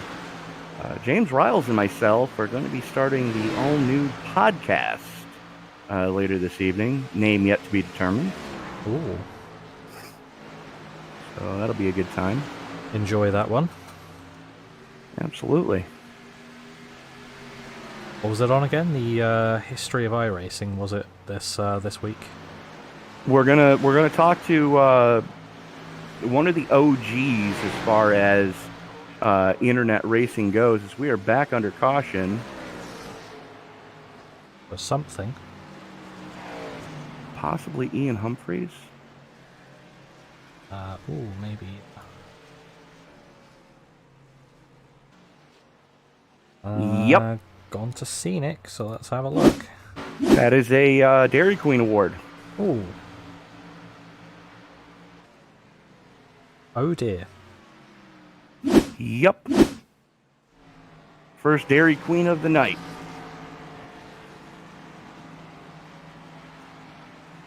Get me a, whatever those ice creams are called. A Blizzard? Yeah, that one. And it's the ice cream with candy in it. Sounds good to me. They had a Girl Scout one. It had the Girl Scout Thin Mint cookies ground up in the ice cream. Oh, so good. Not sure how I feel about mint and sweet things, though. Okay, so I'm guessing over there around St. Patrick's Day, you guys don't have Shamrock Shakes at McDonald's? No. We just drink. They don't even offer them over there? No. Oh, you guys are deprived. not at all.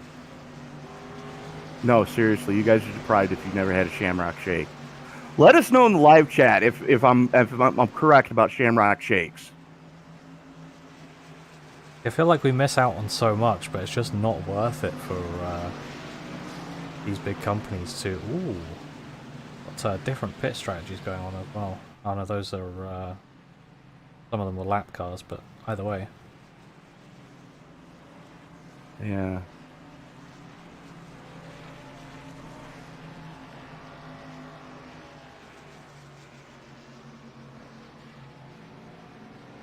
But no, I think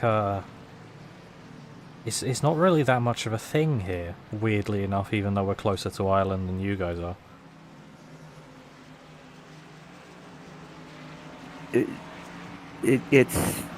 It's a mint shake.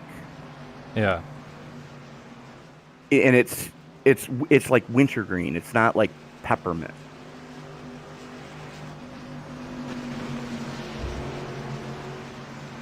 So it's kind of the sweeter mint instead of the bitey mint. So that's the only real mint I have experience with. No, let me ask you this: do you guys have Fireball over there?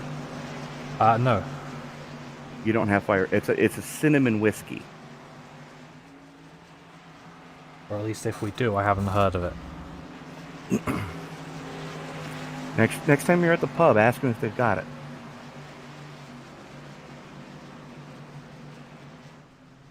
Like I said, it's a cinnamon cinnamon whiskey, and it's oh,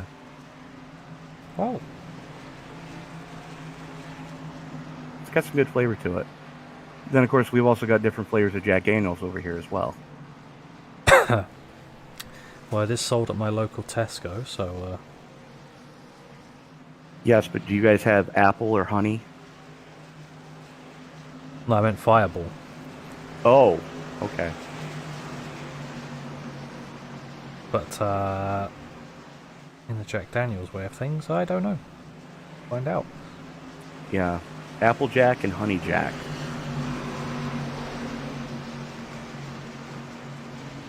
And if you really want to just end your night quickly at the pub, order a Three Wise Men.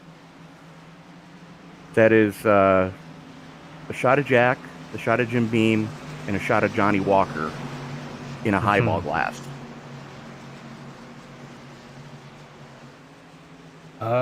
Looks like we do have the different flavors as well. There you go, then. We've got more than I thought we did as pace car comes down. Villarreal going to have the button one more time as they headed into the Red Cat restart zone, coming off of 4, green flag in the air, and we are back underway.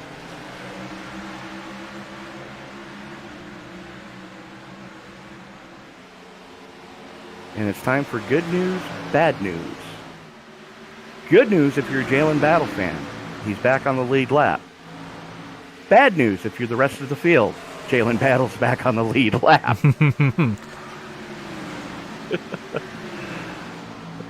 And he's on fresh tires. Yeah, but I think the sort of okay news for everyone else is that he's got a few lap cars to go through before he gets through to anyone on his own lap. Yes. The joys at that 42 might not last too long. The joys of getting the free pass is you have to start at the tail end of the longest line.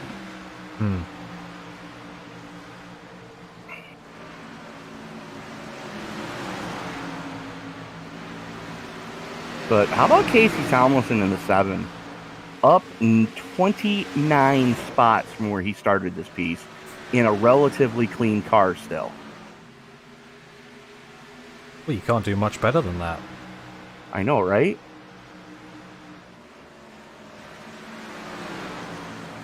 Battle throws it to the inside of Smith, going through 1 and 2. Wrestles the spot away. Smith having nothing but problems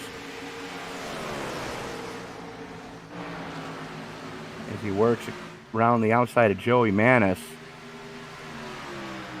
Well, Mulvey and Tomlinson as well. Oh, yeah. Tomlinson now up 30. Wow. That's impressive.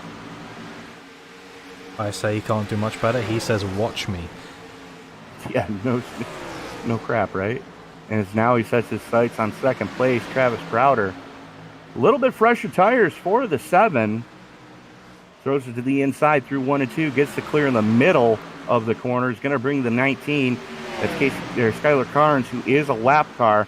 Brings him with him. Carnes has had the pace, just he had some problems earlier on. Not having the night he was hoping for. Looking to get one of his laps back the hard way. I'm pretty sure he was involved in one of the first wrecks, yeah. Both of the first 2. Both, yeah, that wouldn't help. Ooh, very loose for Tomlinson, coming off of 2. Had to chase it just a little bit there. Rhea Ferris back up into 3rd. As now she's got to deal with the 27 of Jalen Battle. Battle up into 4th now. He made quick work of those lap cars, and now he sets his sights on trying to get onto the podium. As we are fast approaching the 3/4 mark here. Yeah, as I said before, it goes quickly when you got green flag running. We've had more of it in this half of the race than we did in the first half. Noticed that as well. Everybody seems to have calmed down a little bit. That battle for 3rd still hot and heavy, though. Ferris relinquishes the spot, tries to cross him over down the front stretch, doesn't have the drive to do it. Had to chase the car just a little bit. Going to give up a little bit of track position. Tries to get the run off of 2. In the slipstream she goes. Still going to be a pretty decent points night for the 12, as long as she maintains the top 5. As a lot of the people in front of her in the point standings have already fallen by the wayside, including a points leader coming into tonight. That, of course, is the world's fastest Swede, Marcus Hagman, who is still on pit road. Yeah, that's, well, engine blowouts aren't a quick one to fix. And look at Villarreal now dropping a bit. I wonder if he had a nibble of the outside wall at some point. Yes. Yeah. Oh, yeah. Yeah, the arrow on that car is not looking as crisp as it once did. Yeah, looking at how far and how quickly he's dropping, I have a feeling it was a bit more than a nibble on one of those walls. But look at Battle now, battling for the lead. 7 versus 23, 27 rather. 27 winning out. So all-important 5 bonus points for your regular season points champion. Did not have the night he was hoping for last week. Looking pretty strong so far this week, as we are just past the 3/4 mark here tonight at Dover. Working lap fit 152 of 200. Battle, Tomlinson, Ferris, Villarreal, Browder, Mulvey, Maines, Iskandar, and Smith running out your top 9 in lead lap cars. Austin Cook in 10th, your first car 1 or more laps down.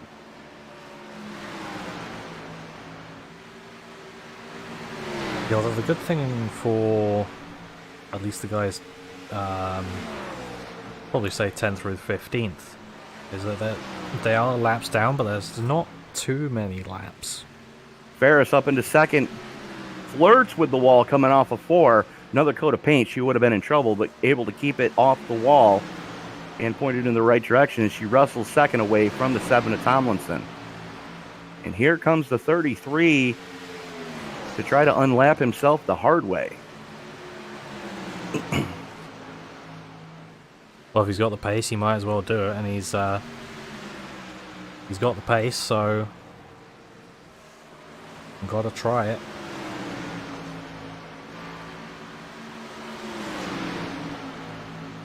Going to look to the inside of Ferris, going down the back straightaway.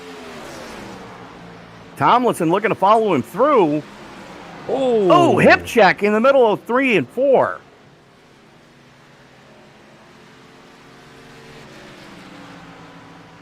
Tomlinson sent it. It didn't stick. Ferris comes out on the losing end of that exchange. Yeah, I think that was not very kind, but he definitely used her up there. Obviously, I would assume not meant on purpose. Well, he sent it, and it just didn't stick. Yeah. Looks like Villarreal's going to be sending it soon as well. 10 laps sooner, he may have gotten away with it. Not so much now, as Ian Humphries decides to put it on the hauler.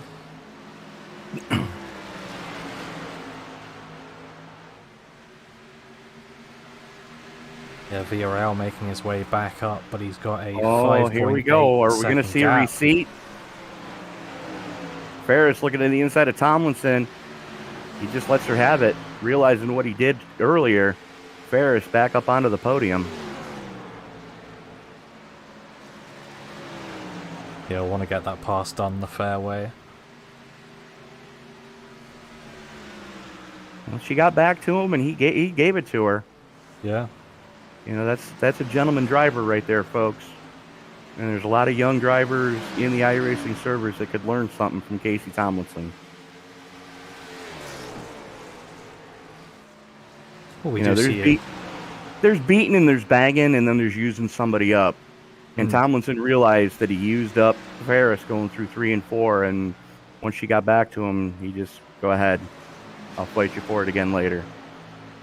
Yeah, I mean, Go ahead. there's a good amount of respectful driving. I was just going to say, yeah, as Mulvey is into the pits, there's a good amount of respectful driving in this league, which we really do appreciate out from the booth, and I'm sure the drivers appreciate it as well. Jeepers.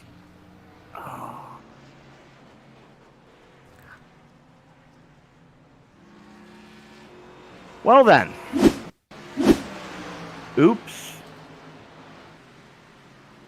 Yeah. I think that's the main word to describe that one.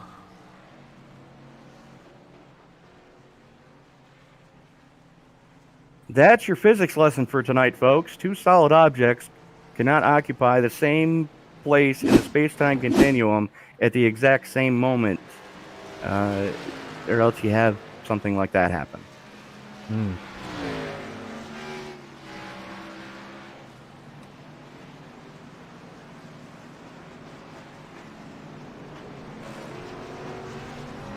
And Ferris is not a happy camper.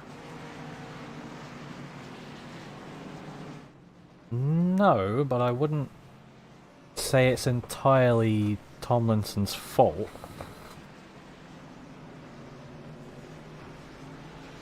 No, but I can also kind of see her point. Yeah. I'd put that more in the whoopsie camp. Now, granted, she does have the right sponsor on the car for here at Dover, Dent Wizard, but you know, you kind of got to keep in your mind who is and who isn't in the chase. Yeah. And if you're racing a chase driver, you kind of got to keep that in your mind. You'd be more careful about it. Just ever so slightly more careful. I mean, you don't have to, you know, treat them with kid gloves, because that just, you know, that's a BS move. But you've got to be mindful. You've got to know who the chase drivers are, what they're driving for compared to what you're driving for. Yeah, exactly.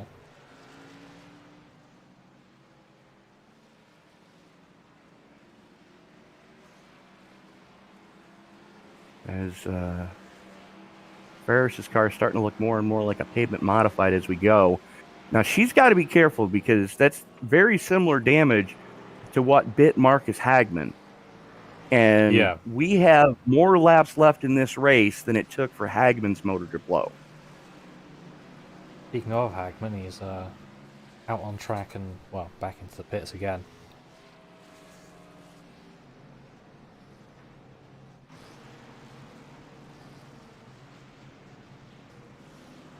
So they finally found a replacement engine.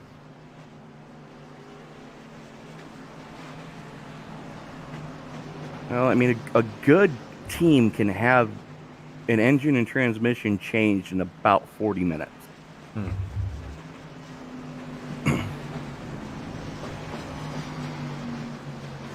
You unbolt the transmission cross member, the rear or the mid plate, and then the front plate. Pull the whole thing out as a unit. Put the whole new one in as a unit. Bolt in the transmission cross member. Bolt the engine back to the mid plate. Bolt the front plate in. Hook up all your lines. The longest part is bleeding the cooling system.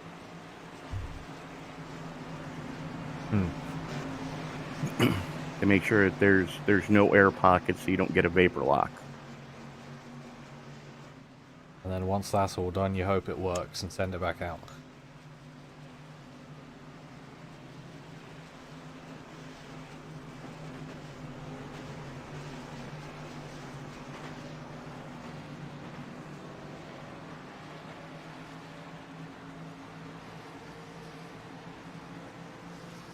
So we are about to see the battle that everybody was kind of hoping for. Jalen Battle and Francisco Villarreal, Travis Browder, and Casey Tomlinson all on the same pit strategy now.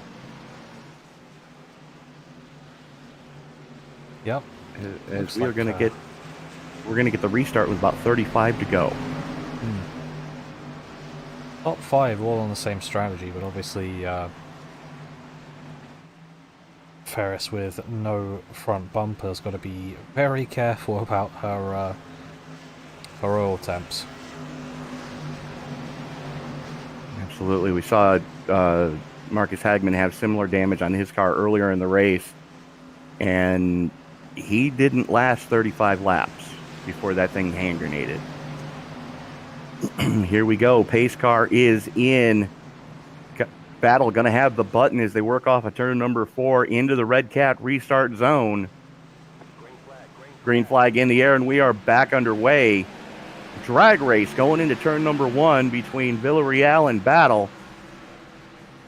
Battle on the inside, Villarreal on the high side, and we're back under caution. All right. We want the award for the fastest caution of the night. Oh.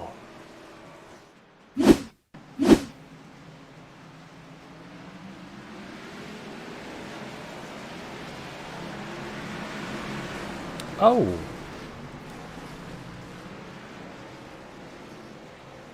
How was Tomlinson involved? He got ass packed. They started right, yeah. It just seemed like he didn't go from the start. Yeah, I don't think he's in the right gear on the restart. Yeah.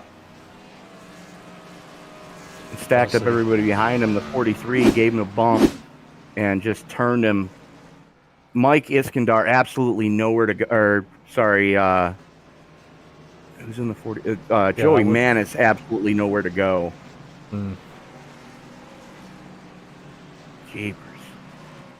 Remember what I said about the most cursed sponsor in all of NASCAR history?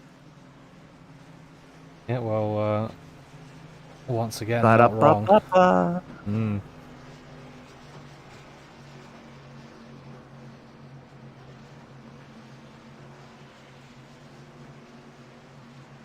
And thank you, small kid. Shamrock Shakes are the best. Something that most people over here, at least in the States, look forward to every year when it becomes Shamrock Shake season. Gotta love that time of year because it's Shamrock Shakes and Cadbury eggs. Please tell me you have Cadbury cream eggs over there. Oh, yeah. All year round. Okay. What? Yeah. The cream eggs? Yeah. I hate you so much right now. What can I say? We got the Cadbury factories. Well, I mean, Where it was we founded. we can get Cadbury bars over here, but Yeah. they only give us Cadbury eggs in the spring. Well, to be fair, we can... I'm pretty sure we can get them year round. It's just people don't really have them until around Easter time. Yeah, because that's the only time they're allowed to put them on the shelves over here. Oh. And I know for a fact that there are many store chains that have at least a case of them at the end of the holiday, just sitting on a shelf in the back room till next season.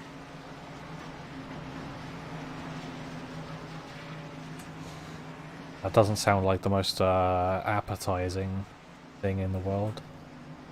There are so many preservatives in that thing that if we had a nuclear fallout, the only thing that would be left were Cadbury cream eggs and cockroaches.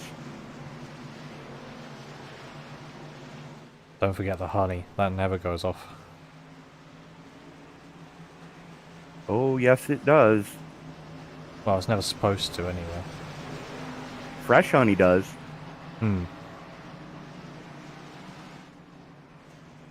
I know some beekeepers. Well, then you're definitely more qualified than I am. Oh, no. I mean, I can get fresh honey is what I'm saying. Yeah. And the stuff that they don't refine, oh, it can go bad. It tastes like turpentine.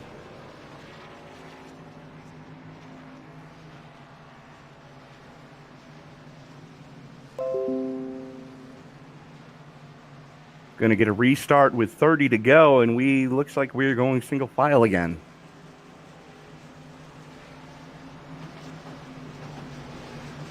Yep, didn't work double file, then start at single file. That should have more chance of getting to a green flag period. Fingers crossed, kids.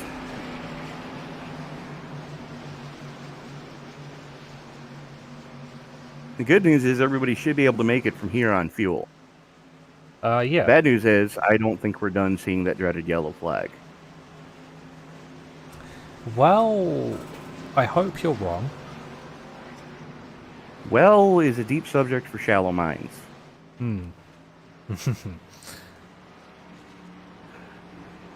As Dave Corshane puts it on the hauler for the night, pace car is in battle, keeping it on the high side so nobody can get to his outside on the restart as he brings it into the Red Cat restart zone. Flagman has the flag in the air. Green flag is out, and we are back underway. Little bit cleaner of a restart that time.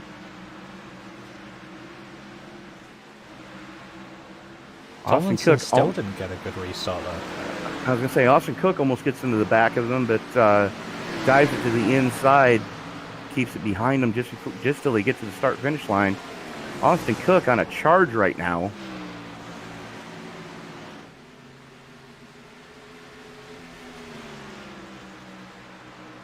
Yeah, he was probably the one to get his lap back under the first caution we had of the two. Yeah.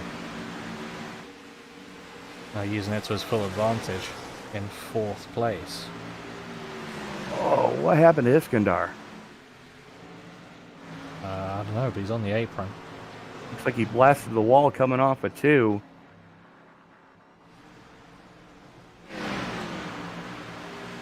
Battle has to chase it down the track, though, coming off a 2, as he's now battling with Villarreal for the lead of this race.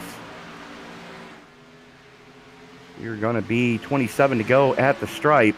Villarreal looking to the inside, going into 1. Battle slams the door on him and sends it. Gets the run off a 2. Holds Villarreal at bay so far. They are fast approaching some lap traffic. The question is, are we going to see the pick and roll? Browder's not far behind them either. Browder's just far enough back. Should something pop off in front of him, he can react.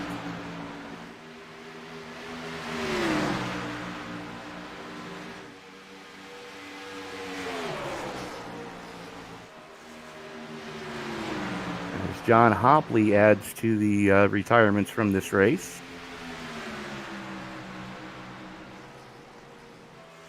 Currently 7 cars being shown on the lead. The 7 of Casey Tomlinson being the last car in 7th. Russell Bratka, the first car 1 lap down, so should have caution come out. Bratka would get the free pass.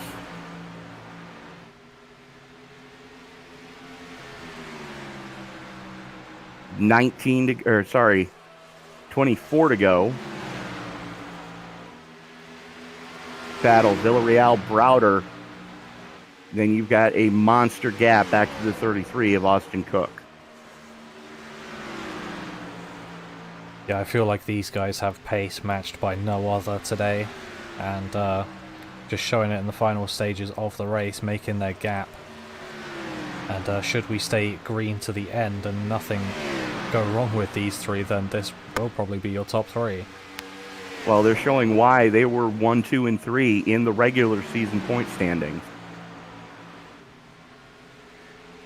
Putting the rest of the field on notice so far. And we've got one sideways. Yeah. That's the 24 of Mike Smith, it looks like. I've seen Marshall Harris on my SDK has crashed. And that's who it was. It was Harris. Yeah. In the 17. It looks like he's still down there. I'm seeing him still down there as well.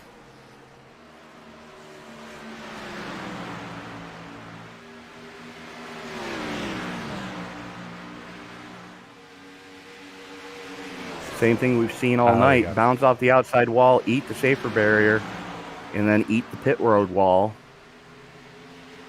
And he hasn't moved. He's just jumped to pits now. Better late than pregnant. But we do stay green.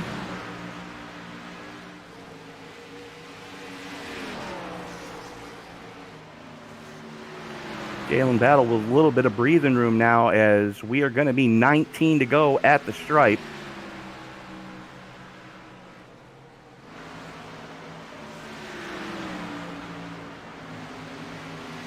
Battle, Villarreal, and Browder. Your top 3 as they run stem to stern. And they are starting to get into some heavy lap traffic now. So this is going to get interesting. Yeah, one of whom is Casey Tomlinson, actually. He's been dropping back a lot over the past 20 laps or so. Well, he was involved in the last caution. He's missing the front of that car.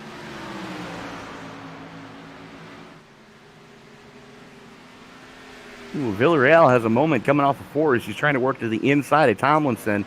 And then there were 6. Rhea Ferris in 6, being shown as the last car on the lead lap now.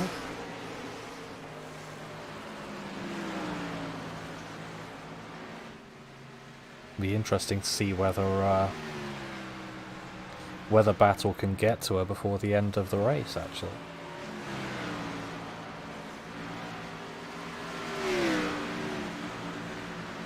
That is an excellent question.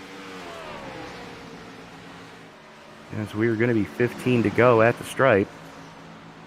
Yeah, looking at the difference in lap times and the gap between them, I have the feeling it's a solid maybe. It's a definite maybe. Ooh. That was a moment. Yeah, he had to chase it down a bit, but he does have to be aggressive with the lap traffic, because obviously Villarreal right behind isn't going to be hanging about. Absolutely not. The last thing you want is to get hung up behind a lapper.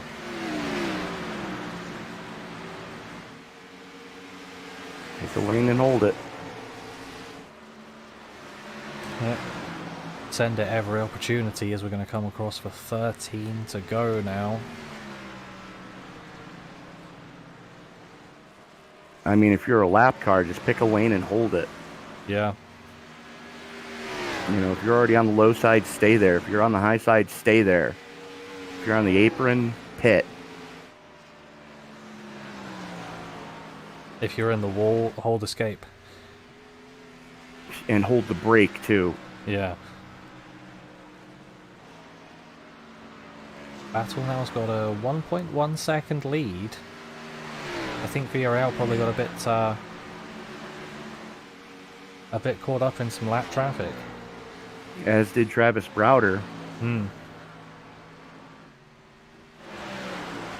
Browder's actually losing a bunch of time. Well, he had still- lost a bunch of time. He's still in that gaggle of lap cars back there. Yeah.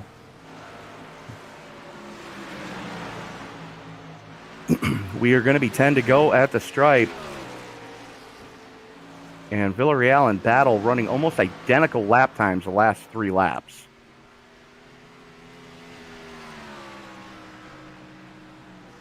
Yeah, there's nothing separating them apart from the 1 1/4 seconds on track.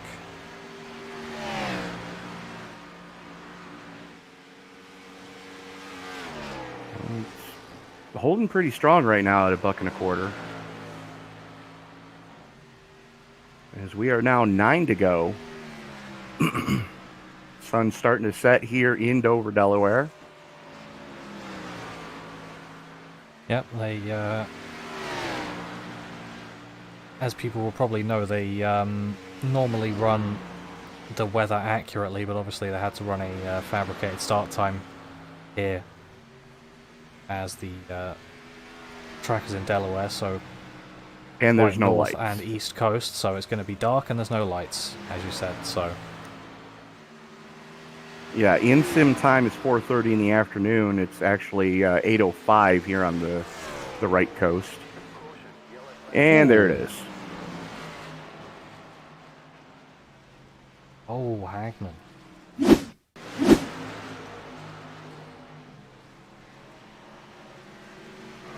Oh dear. Tomlinson and Hagman. I think Tomlinson into wall into Hagman is a Well, that's the second chase contender he's annihilated.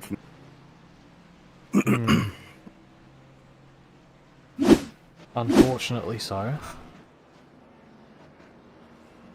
So probably going to be about, what, 4 to go when we go back to green? Something like that. Travis Browder is taking the risk to pit. That's a ballsy move. But you got to try something different. I mean, Yeah. Villarreal and Battle have stayed out. Ferris is in, might as well. You know, there's only 6 cars on the lead lap. Yeah. I mean, Ria Ferris in the 12 car last on the lead lap, might as well pit in. Nothing to lose. Absolutely. And the first car 1 or more laps down was Russell Bradka, and he was 2 laps down. So, you know, you're going to be restarting at worst 6th. Yeah. But fresh tires have been king here tonight. Yeah, and, absolutely. You know, we're 30-ish laps into this tire run, and we've already seen the fall off be about 1.5 seconds. So I kind of got to like what Browder's doing. Yeah, I You know, mean, he's not going to be starting behind any lap cars. And he and Ria Ferris are going to have the freshest tires of anybody in the top 6. these are the types of decisions that you got to make when you're fighting for the championship in the chase. You've got to be decisive about these things and try different things, see what's worked for other people in the race so far. And this has definitely been one of those things that's gone heavily in people's advantage. Well, here's the good news. Browder should leave here with the points lead tonight. Yeah. Unless all hell breaks loose on this next restart and he biffs it. And somehow loses laps. He's going to have to lose. Yeah, I mean, if he loses... No, he should still leave here with the points lead. Yeah. I think that's a pretty much guarantee at this point. Because he had 15 points over Jalen Battle coming into tonight. Browder was in second. Battle was in third. Jamie Kerr's a non-factor. Derek Cook's a non-factor. Austin Cook is currently sitting in third, but he was well down 45 points out of the lead. So, big picture, Browder doesn't have to win the race tonight. Yes, he would like to make a statement, but you've got to think long ball. We still have a couple races left. I believe 3. Yep, after this it'll be 3 more. So the remaining schedule for the ISNF BladeNode.com Cup Series, next week we will be at Atlanta, then Sears Point, and then Nashville.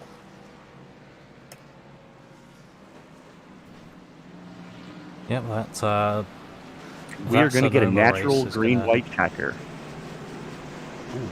That Sonoma race is going to throw up some interesting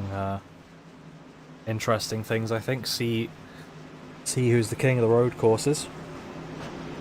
Or queen, maybe, even. Yeah, absolutely.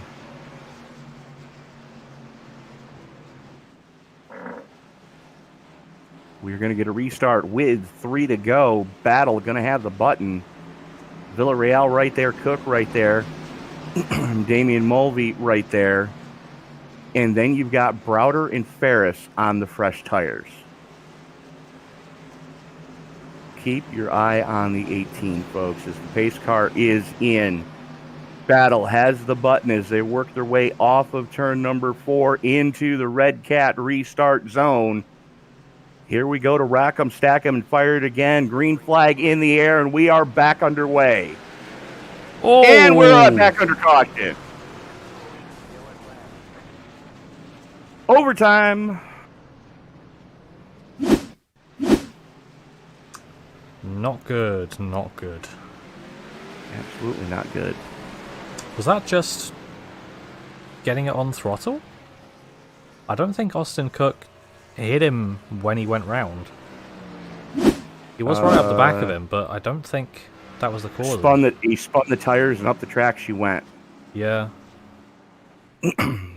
Mike Iskandar absolutely nowhere to go. Well, big winners of this, Rhea Ferris and Travis Browder. Yeah, absolutely. As Battle's car crabbing badly. Oh dear. That's pretty much game over. Yeah. Villarreal looks to be going in a fairly straight line. And we're only going to give him one shot at green-white checker tonight. Yep. So for those of you unfamiliar with the green-white checker finish, field takes the green. If the leader crosses the start-finish line to take the white flag lap before all hell breaks loose, we will race back to the checker. If the leader does not cross the start-finish line before all hell breaks loose, race over, field locked. Yep, so either way we're going to finish it next time around. Good news if you're a a natural green-white checker? Well, we were going to. Good news if you're a Russell Brodka fan, he is now back on the lead lap. Definitely a chance to make up some spots here, because the, Jalen Battle's going to have to be very careful on this restart. Yeah. Because frankly, that car is just reverse Tokyo drifting everywhere. I have absolutely no idea how he's still able to drive that, because normally the simulator will give you a black flag with a red or a yellow dot in the middle of it that we jokingly call the meatball flag. Yes. And Go to Battle's chase cam. He's about, his car's pointing about 10 degrees to the right of where he's actually going. I'll go to the GoPro I put on his helmet, and you'll see how bad he's got to turn the wheel. Ooh. Yeah. He is seriously left hand down. Yeah, recommend boxing on restart? Oh, he's on the top row. Good luck. Blackjack, everybody lose. That's if they go double file, actually. No, they're going single. Yeah. Lights are out on the pace car. Are they? Yes, they are. Not for me. Okay, yeah, no, it's an optical delusion. Wishful thinking on my part.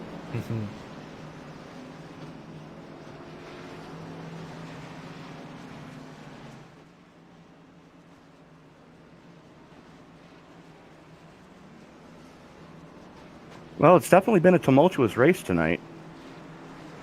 Yeah, I think Jalen Battle is now crabbing himself into the pits. Yeah, and he was given an EOL penalty, so nobody gets flagged for passing under caution. Yeah. He's got to, if he can get the thing down there, he's got to go pit side. That car won't turn enough. He was trying. That car will not turn enough for him to go pit side.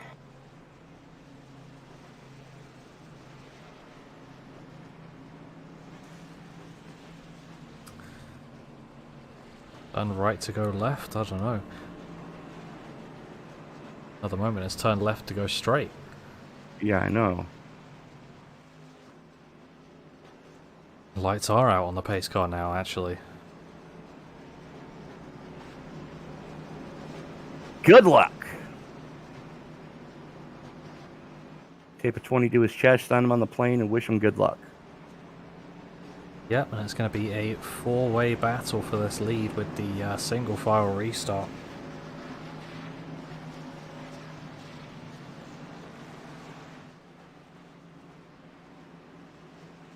We'll get to see just what's how your prediction, good. folks? Are we going to see the checker under anger?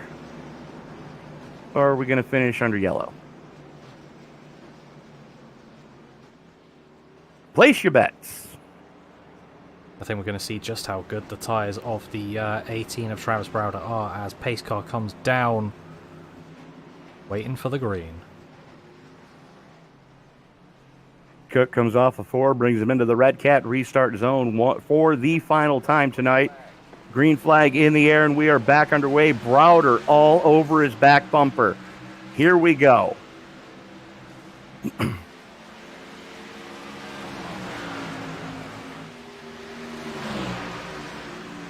Two battles going on simultaneously. Cook and Browder for the lead. Ferris and Villarreal for the final step of the podium. White flag in the air. Browder looks to the inside. Cook, no way to slam the door. Browder to the point. Villarreal looks to the inside of Ferris for third. They're 3 wide. Villarreal wisely backing out of it. Cook tries one final shot at Browder, going through 3 and 4. Coming off of 4. Give it to Travis Browder. Rhea Ferris hanging on for third. Austin Cook coming home second. Villarreal rounding out your lead lap cars. Villarreal into the wall for good measure as well, and I think the 21 of Thomas Stanley followed him through and got himself DQ'd just before the line. Bradka, Battle, and Stanley all getting the Dairy Queen Award tonight. Wow.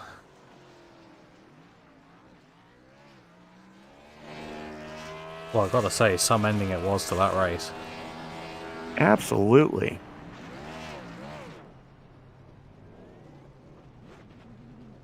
So, let me see if I can find... Alright, so there she is.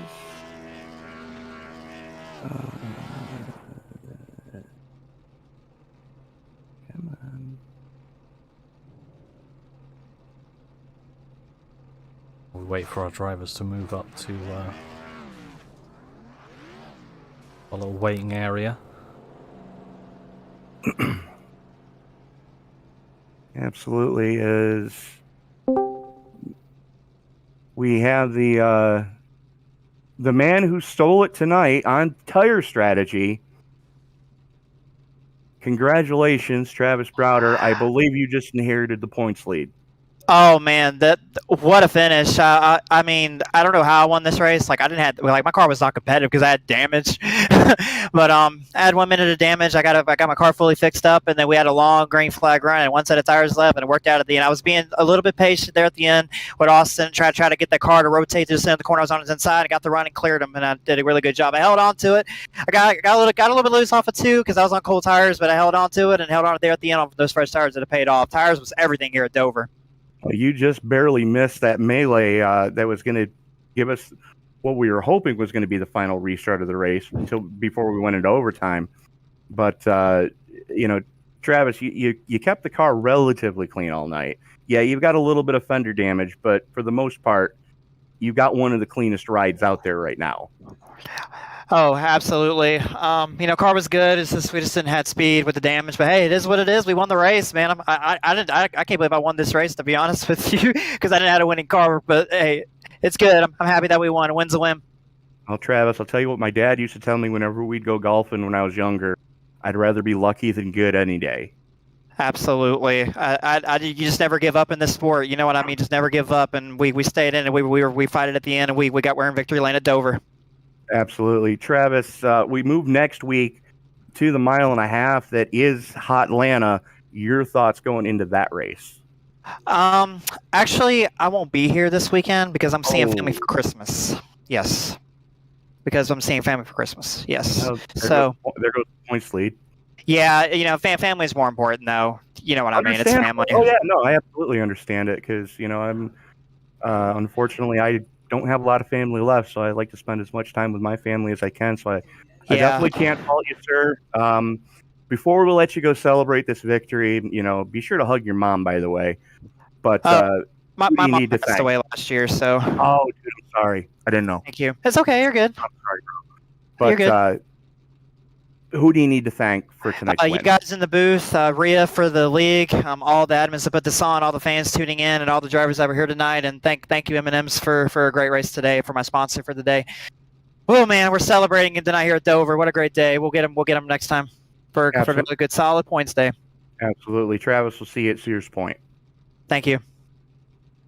So that was our race winner, Travis Browder, and Jason. I believe you got our runner-up with you now. Yeah, well, we got Austin Cook with us. Do you copy? Got you loud and clear. Yeah, well, congratulations on the second place. It was a bit of a hectic finish behind you. How do you think it went? Race went good overall. Went 2 laps down and managed to just muscle my way back to the lead lap. At the end there, I would be lying if I said I wasn't going to wreck Travis. Just needed that win so bad for points. But at the end of the day, P2 at Dover had a bad race here last season, so I'll take it. Yeah, well, it's obviously a decent haul to come out with second place, and well, you couldn't have done much better. Obviously, first was there, but it's still pretty good. Tire strategy was an interesting one coming into this, and there was a bit of a decision on the last cautions to pit or not. Did it look like? Do you think pitting would have been the correct decision, or did you just not have tires left? If I would have had tires, I would have absolutely taken them. But just trying to get to the top 3 there during that long green flag run, I killed my right front. So last 2 laps, I was just dead in the water. Yeah, well, either way, still congratulations. Before we let you go celebrate, is there anyone you need to thank? Thank Rhea for putting up the race. Thank y'all for doing the broadcast. Thank my family for giving me the opportunity to be here, and thank God for getting me the P2. Yeah, well, thank you very much as well for putting on a show, and hopefully we see you at Atlanta next week. Can't wait. So that was our third place finisher, Austin Cook. And joining us now after a tumultuous 2 weeks, it's got to be a relief to put one on the podium here in the Cup Series. Congratulations, Rhea Ferris. Yeah, thank you, Tony. So talk us through what you think took place with the 7. I finally found another track that I'm really good at, but this time I actually had luck go my direction toward the end. I almost ran out of luck twice with the 7 car, who hit me twice, who somehow couldn't pass a car clean for the life of him. And I got eight total X from just the 7 car alone. So sitting at 16X, that last bunch of laps there, the last 30 or so laps. So I couldn't go anywhere near anybody, and including the wall. The setup was fantastic, but when that sun came out in spots, I noticed the slickness really came to. But throttle control, just maintaining that, and then knowing how to get after it if it goes out from under you was the key here at Dover. My hat's off to drivers that I raced up front with, which is abnormal for me at a track like this usually. But I think you're going to start seeing Rhea Ferris up front a little bit more often at a track like Dover. I definitely think I've got something for some of these guys, and I was able to hold off FJ at the end. I don't normally block, but for that last lap, of course, I'm gonna. So I got to protect my podium. But good P2 for Penske as well. So Penske 2 and 3 tonight. I know Thomas Stanley was running somewhere toward the top all night too. I don't know where he finished in the 21 car. If he didn't get the Dairy Queen Award, 7th. 7th. Okay. So not bad. No, he won't get the Dairy Queen because he had already crossed the finish line when he got the 20X. So he'll actually finish there. But I want to give thanks to you guys for putting on the show tonight. As always, I want to give a shout out to my admins and all their help that they do. As I mentioned earlier in the pre-race show, I couldn't do it without them, but I did have my race chat turned off in the general chat and just talked to my teammates only. I was focused like a chase driver should be coming into this and all race long. So I think when you take the admin part away from me and let me just race, this is what you get. So I'm anxious to get out at Atlanta, back in my home turf up in Maine, racing it with my actual rig, in my comfort of my own chair and living room. See what I can do at Atlanta for these guys next week. Hey, don't knock it. Your backup to your backup wheel did you well tonight. Yes, pulling the dust bunnies off of this pedal set here and racing with one screen. I had no telemetry tonight. I couldn't run my SDK.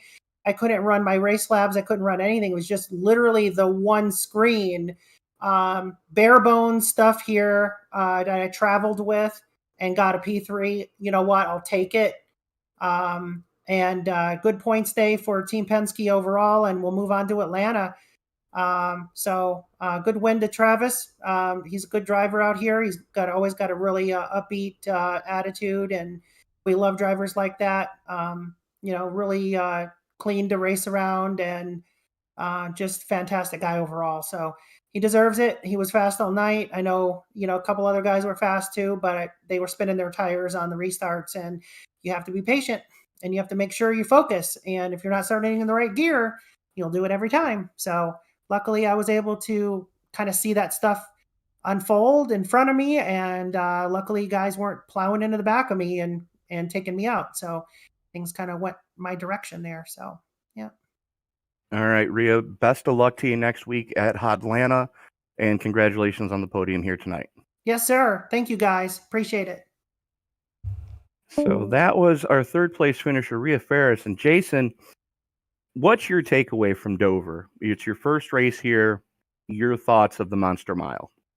Well, overall, it can produce some great racing by the looks of things, and if you manage to keep it out of trouble somehow, then you're going to be in a good shape coming towards the end.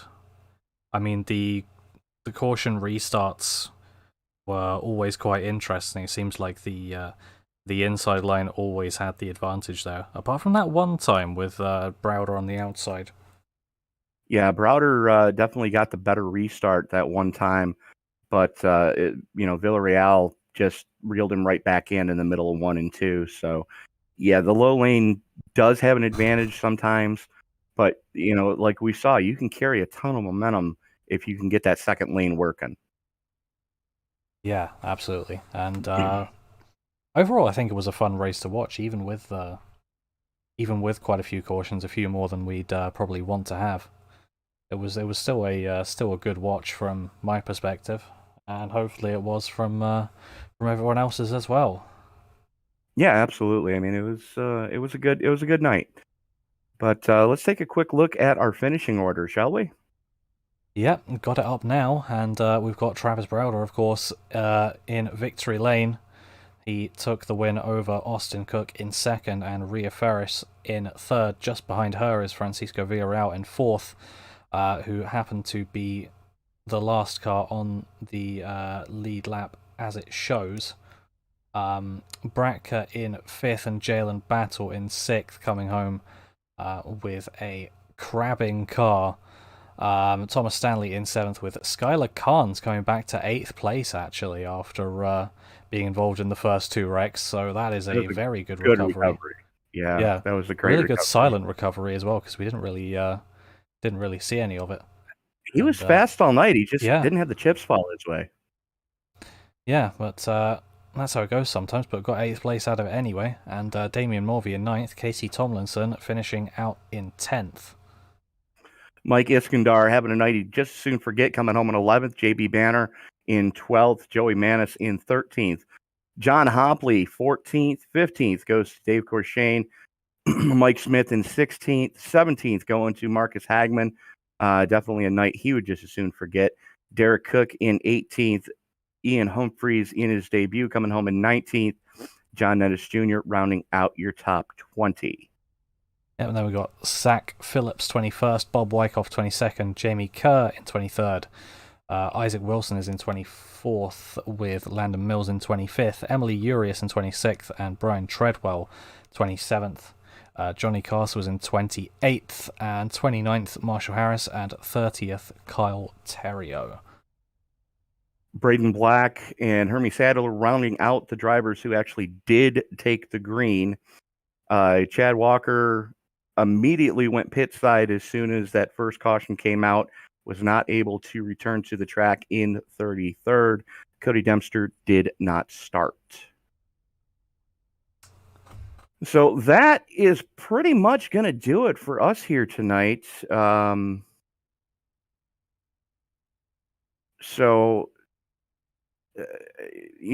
Jason, I'm looking forward to Atlanta. A little bit wider track, a little bit more speed. Should be fun next week. Yeah, absolutely. It's going to be another fun one to watch. I'm sure these BladeNode.com Cup Series races do tend to produce some good racing, especially up at the front. Now that we've got our proper battles on for the chase, this has been race 2 of 5, so it's effectively going to be the halfway race next week. So they're really going to be going for it. Absolutely, and you heard Rhea Ferris say she's going to be back on her home rig next week, and if the rest of the admins can do what they do that next week for what they did for her tonight, look to see her running up front, because she's usually really strong on the 1.5 miles. But that is going to about do it for us tonight. For Jason, this is Tony reminding you that as you walk down the road of life, people, don't plan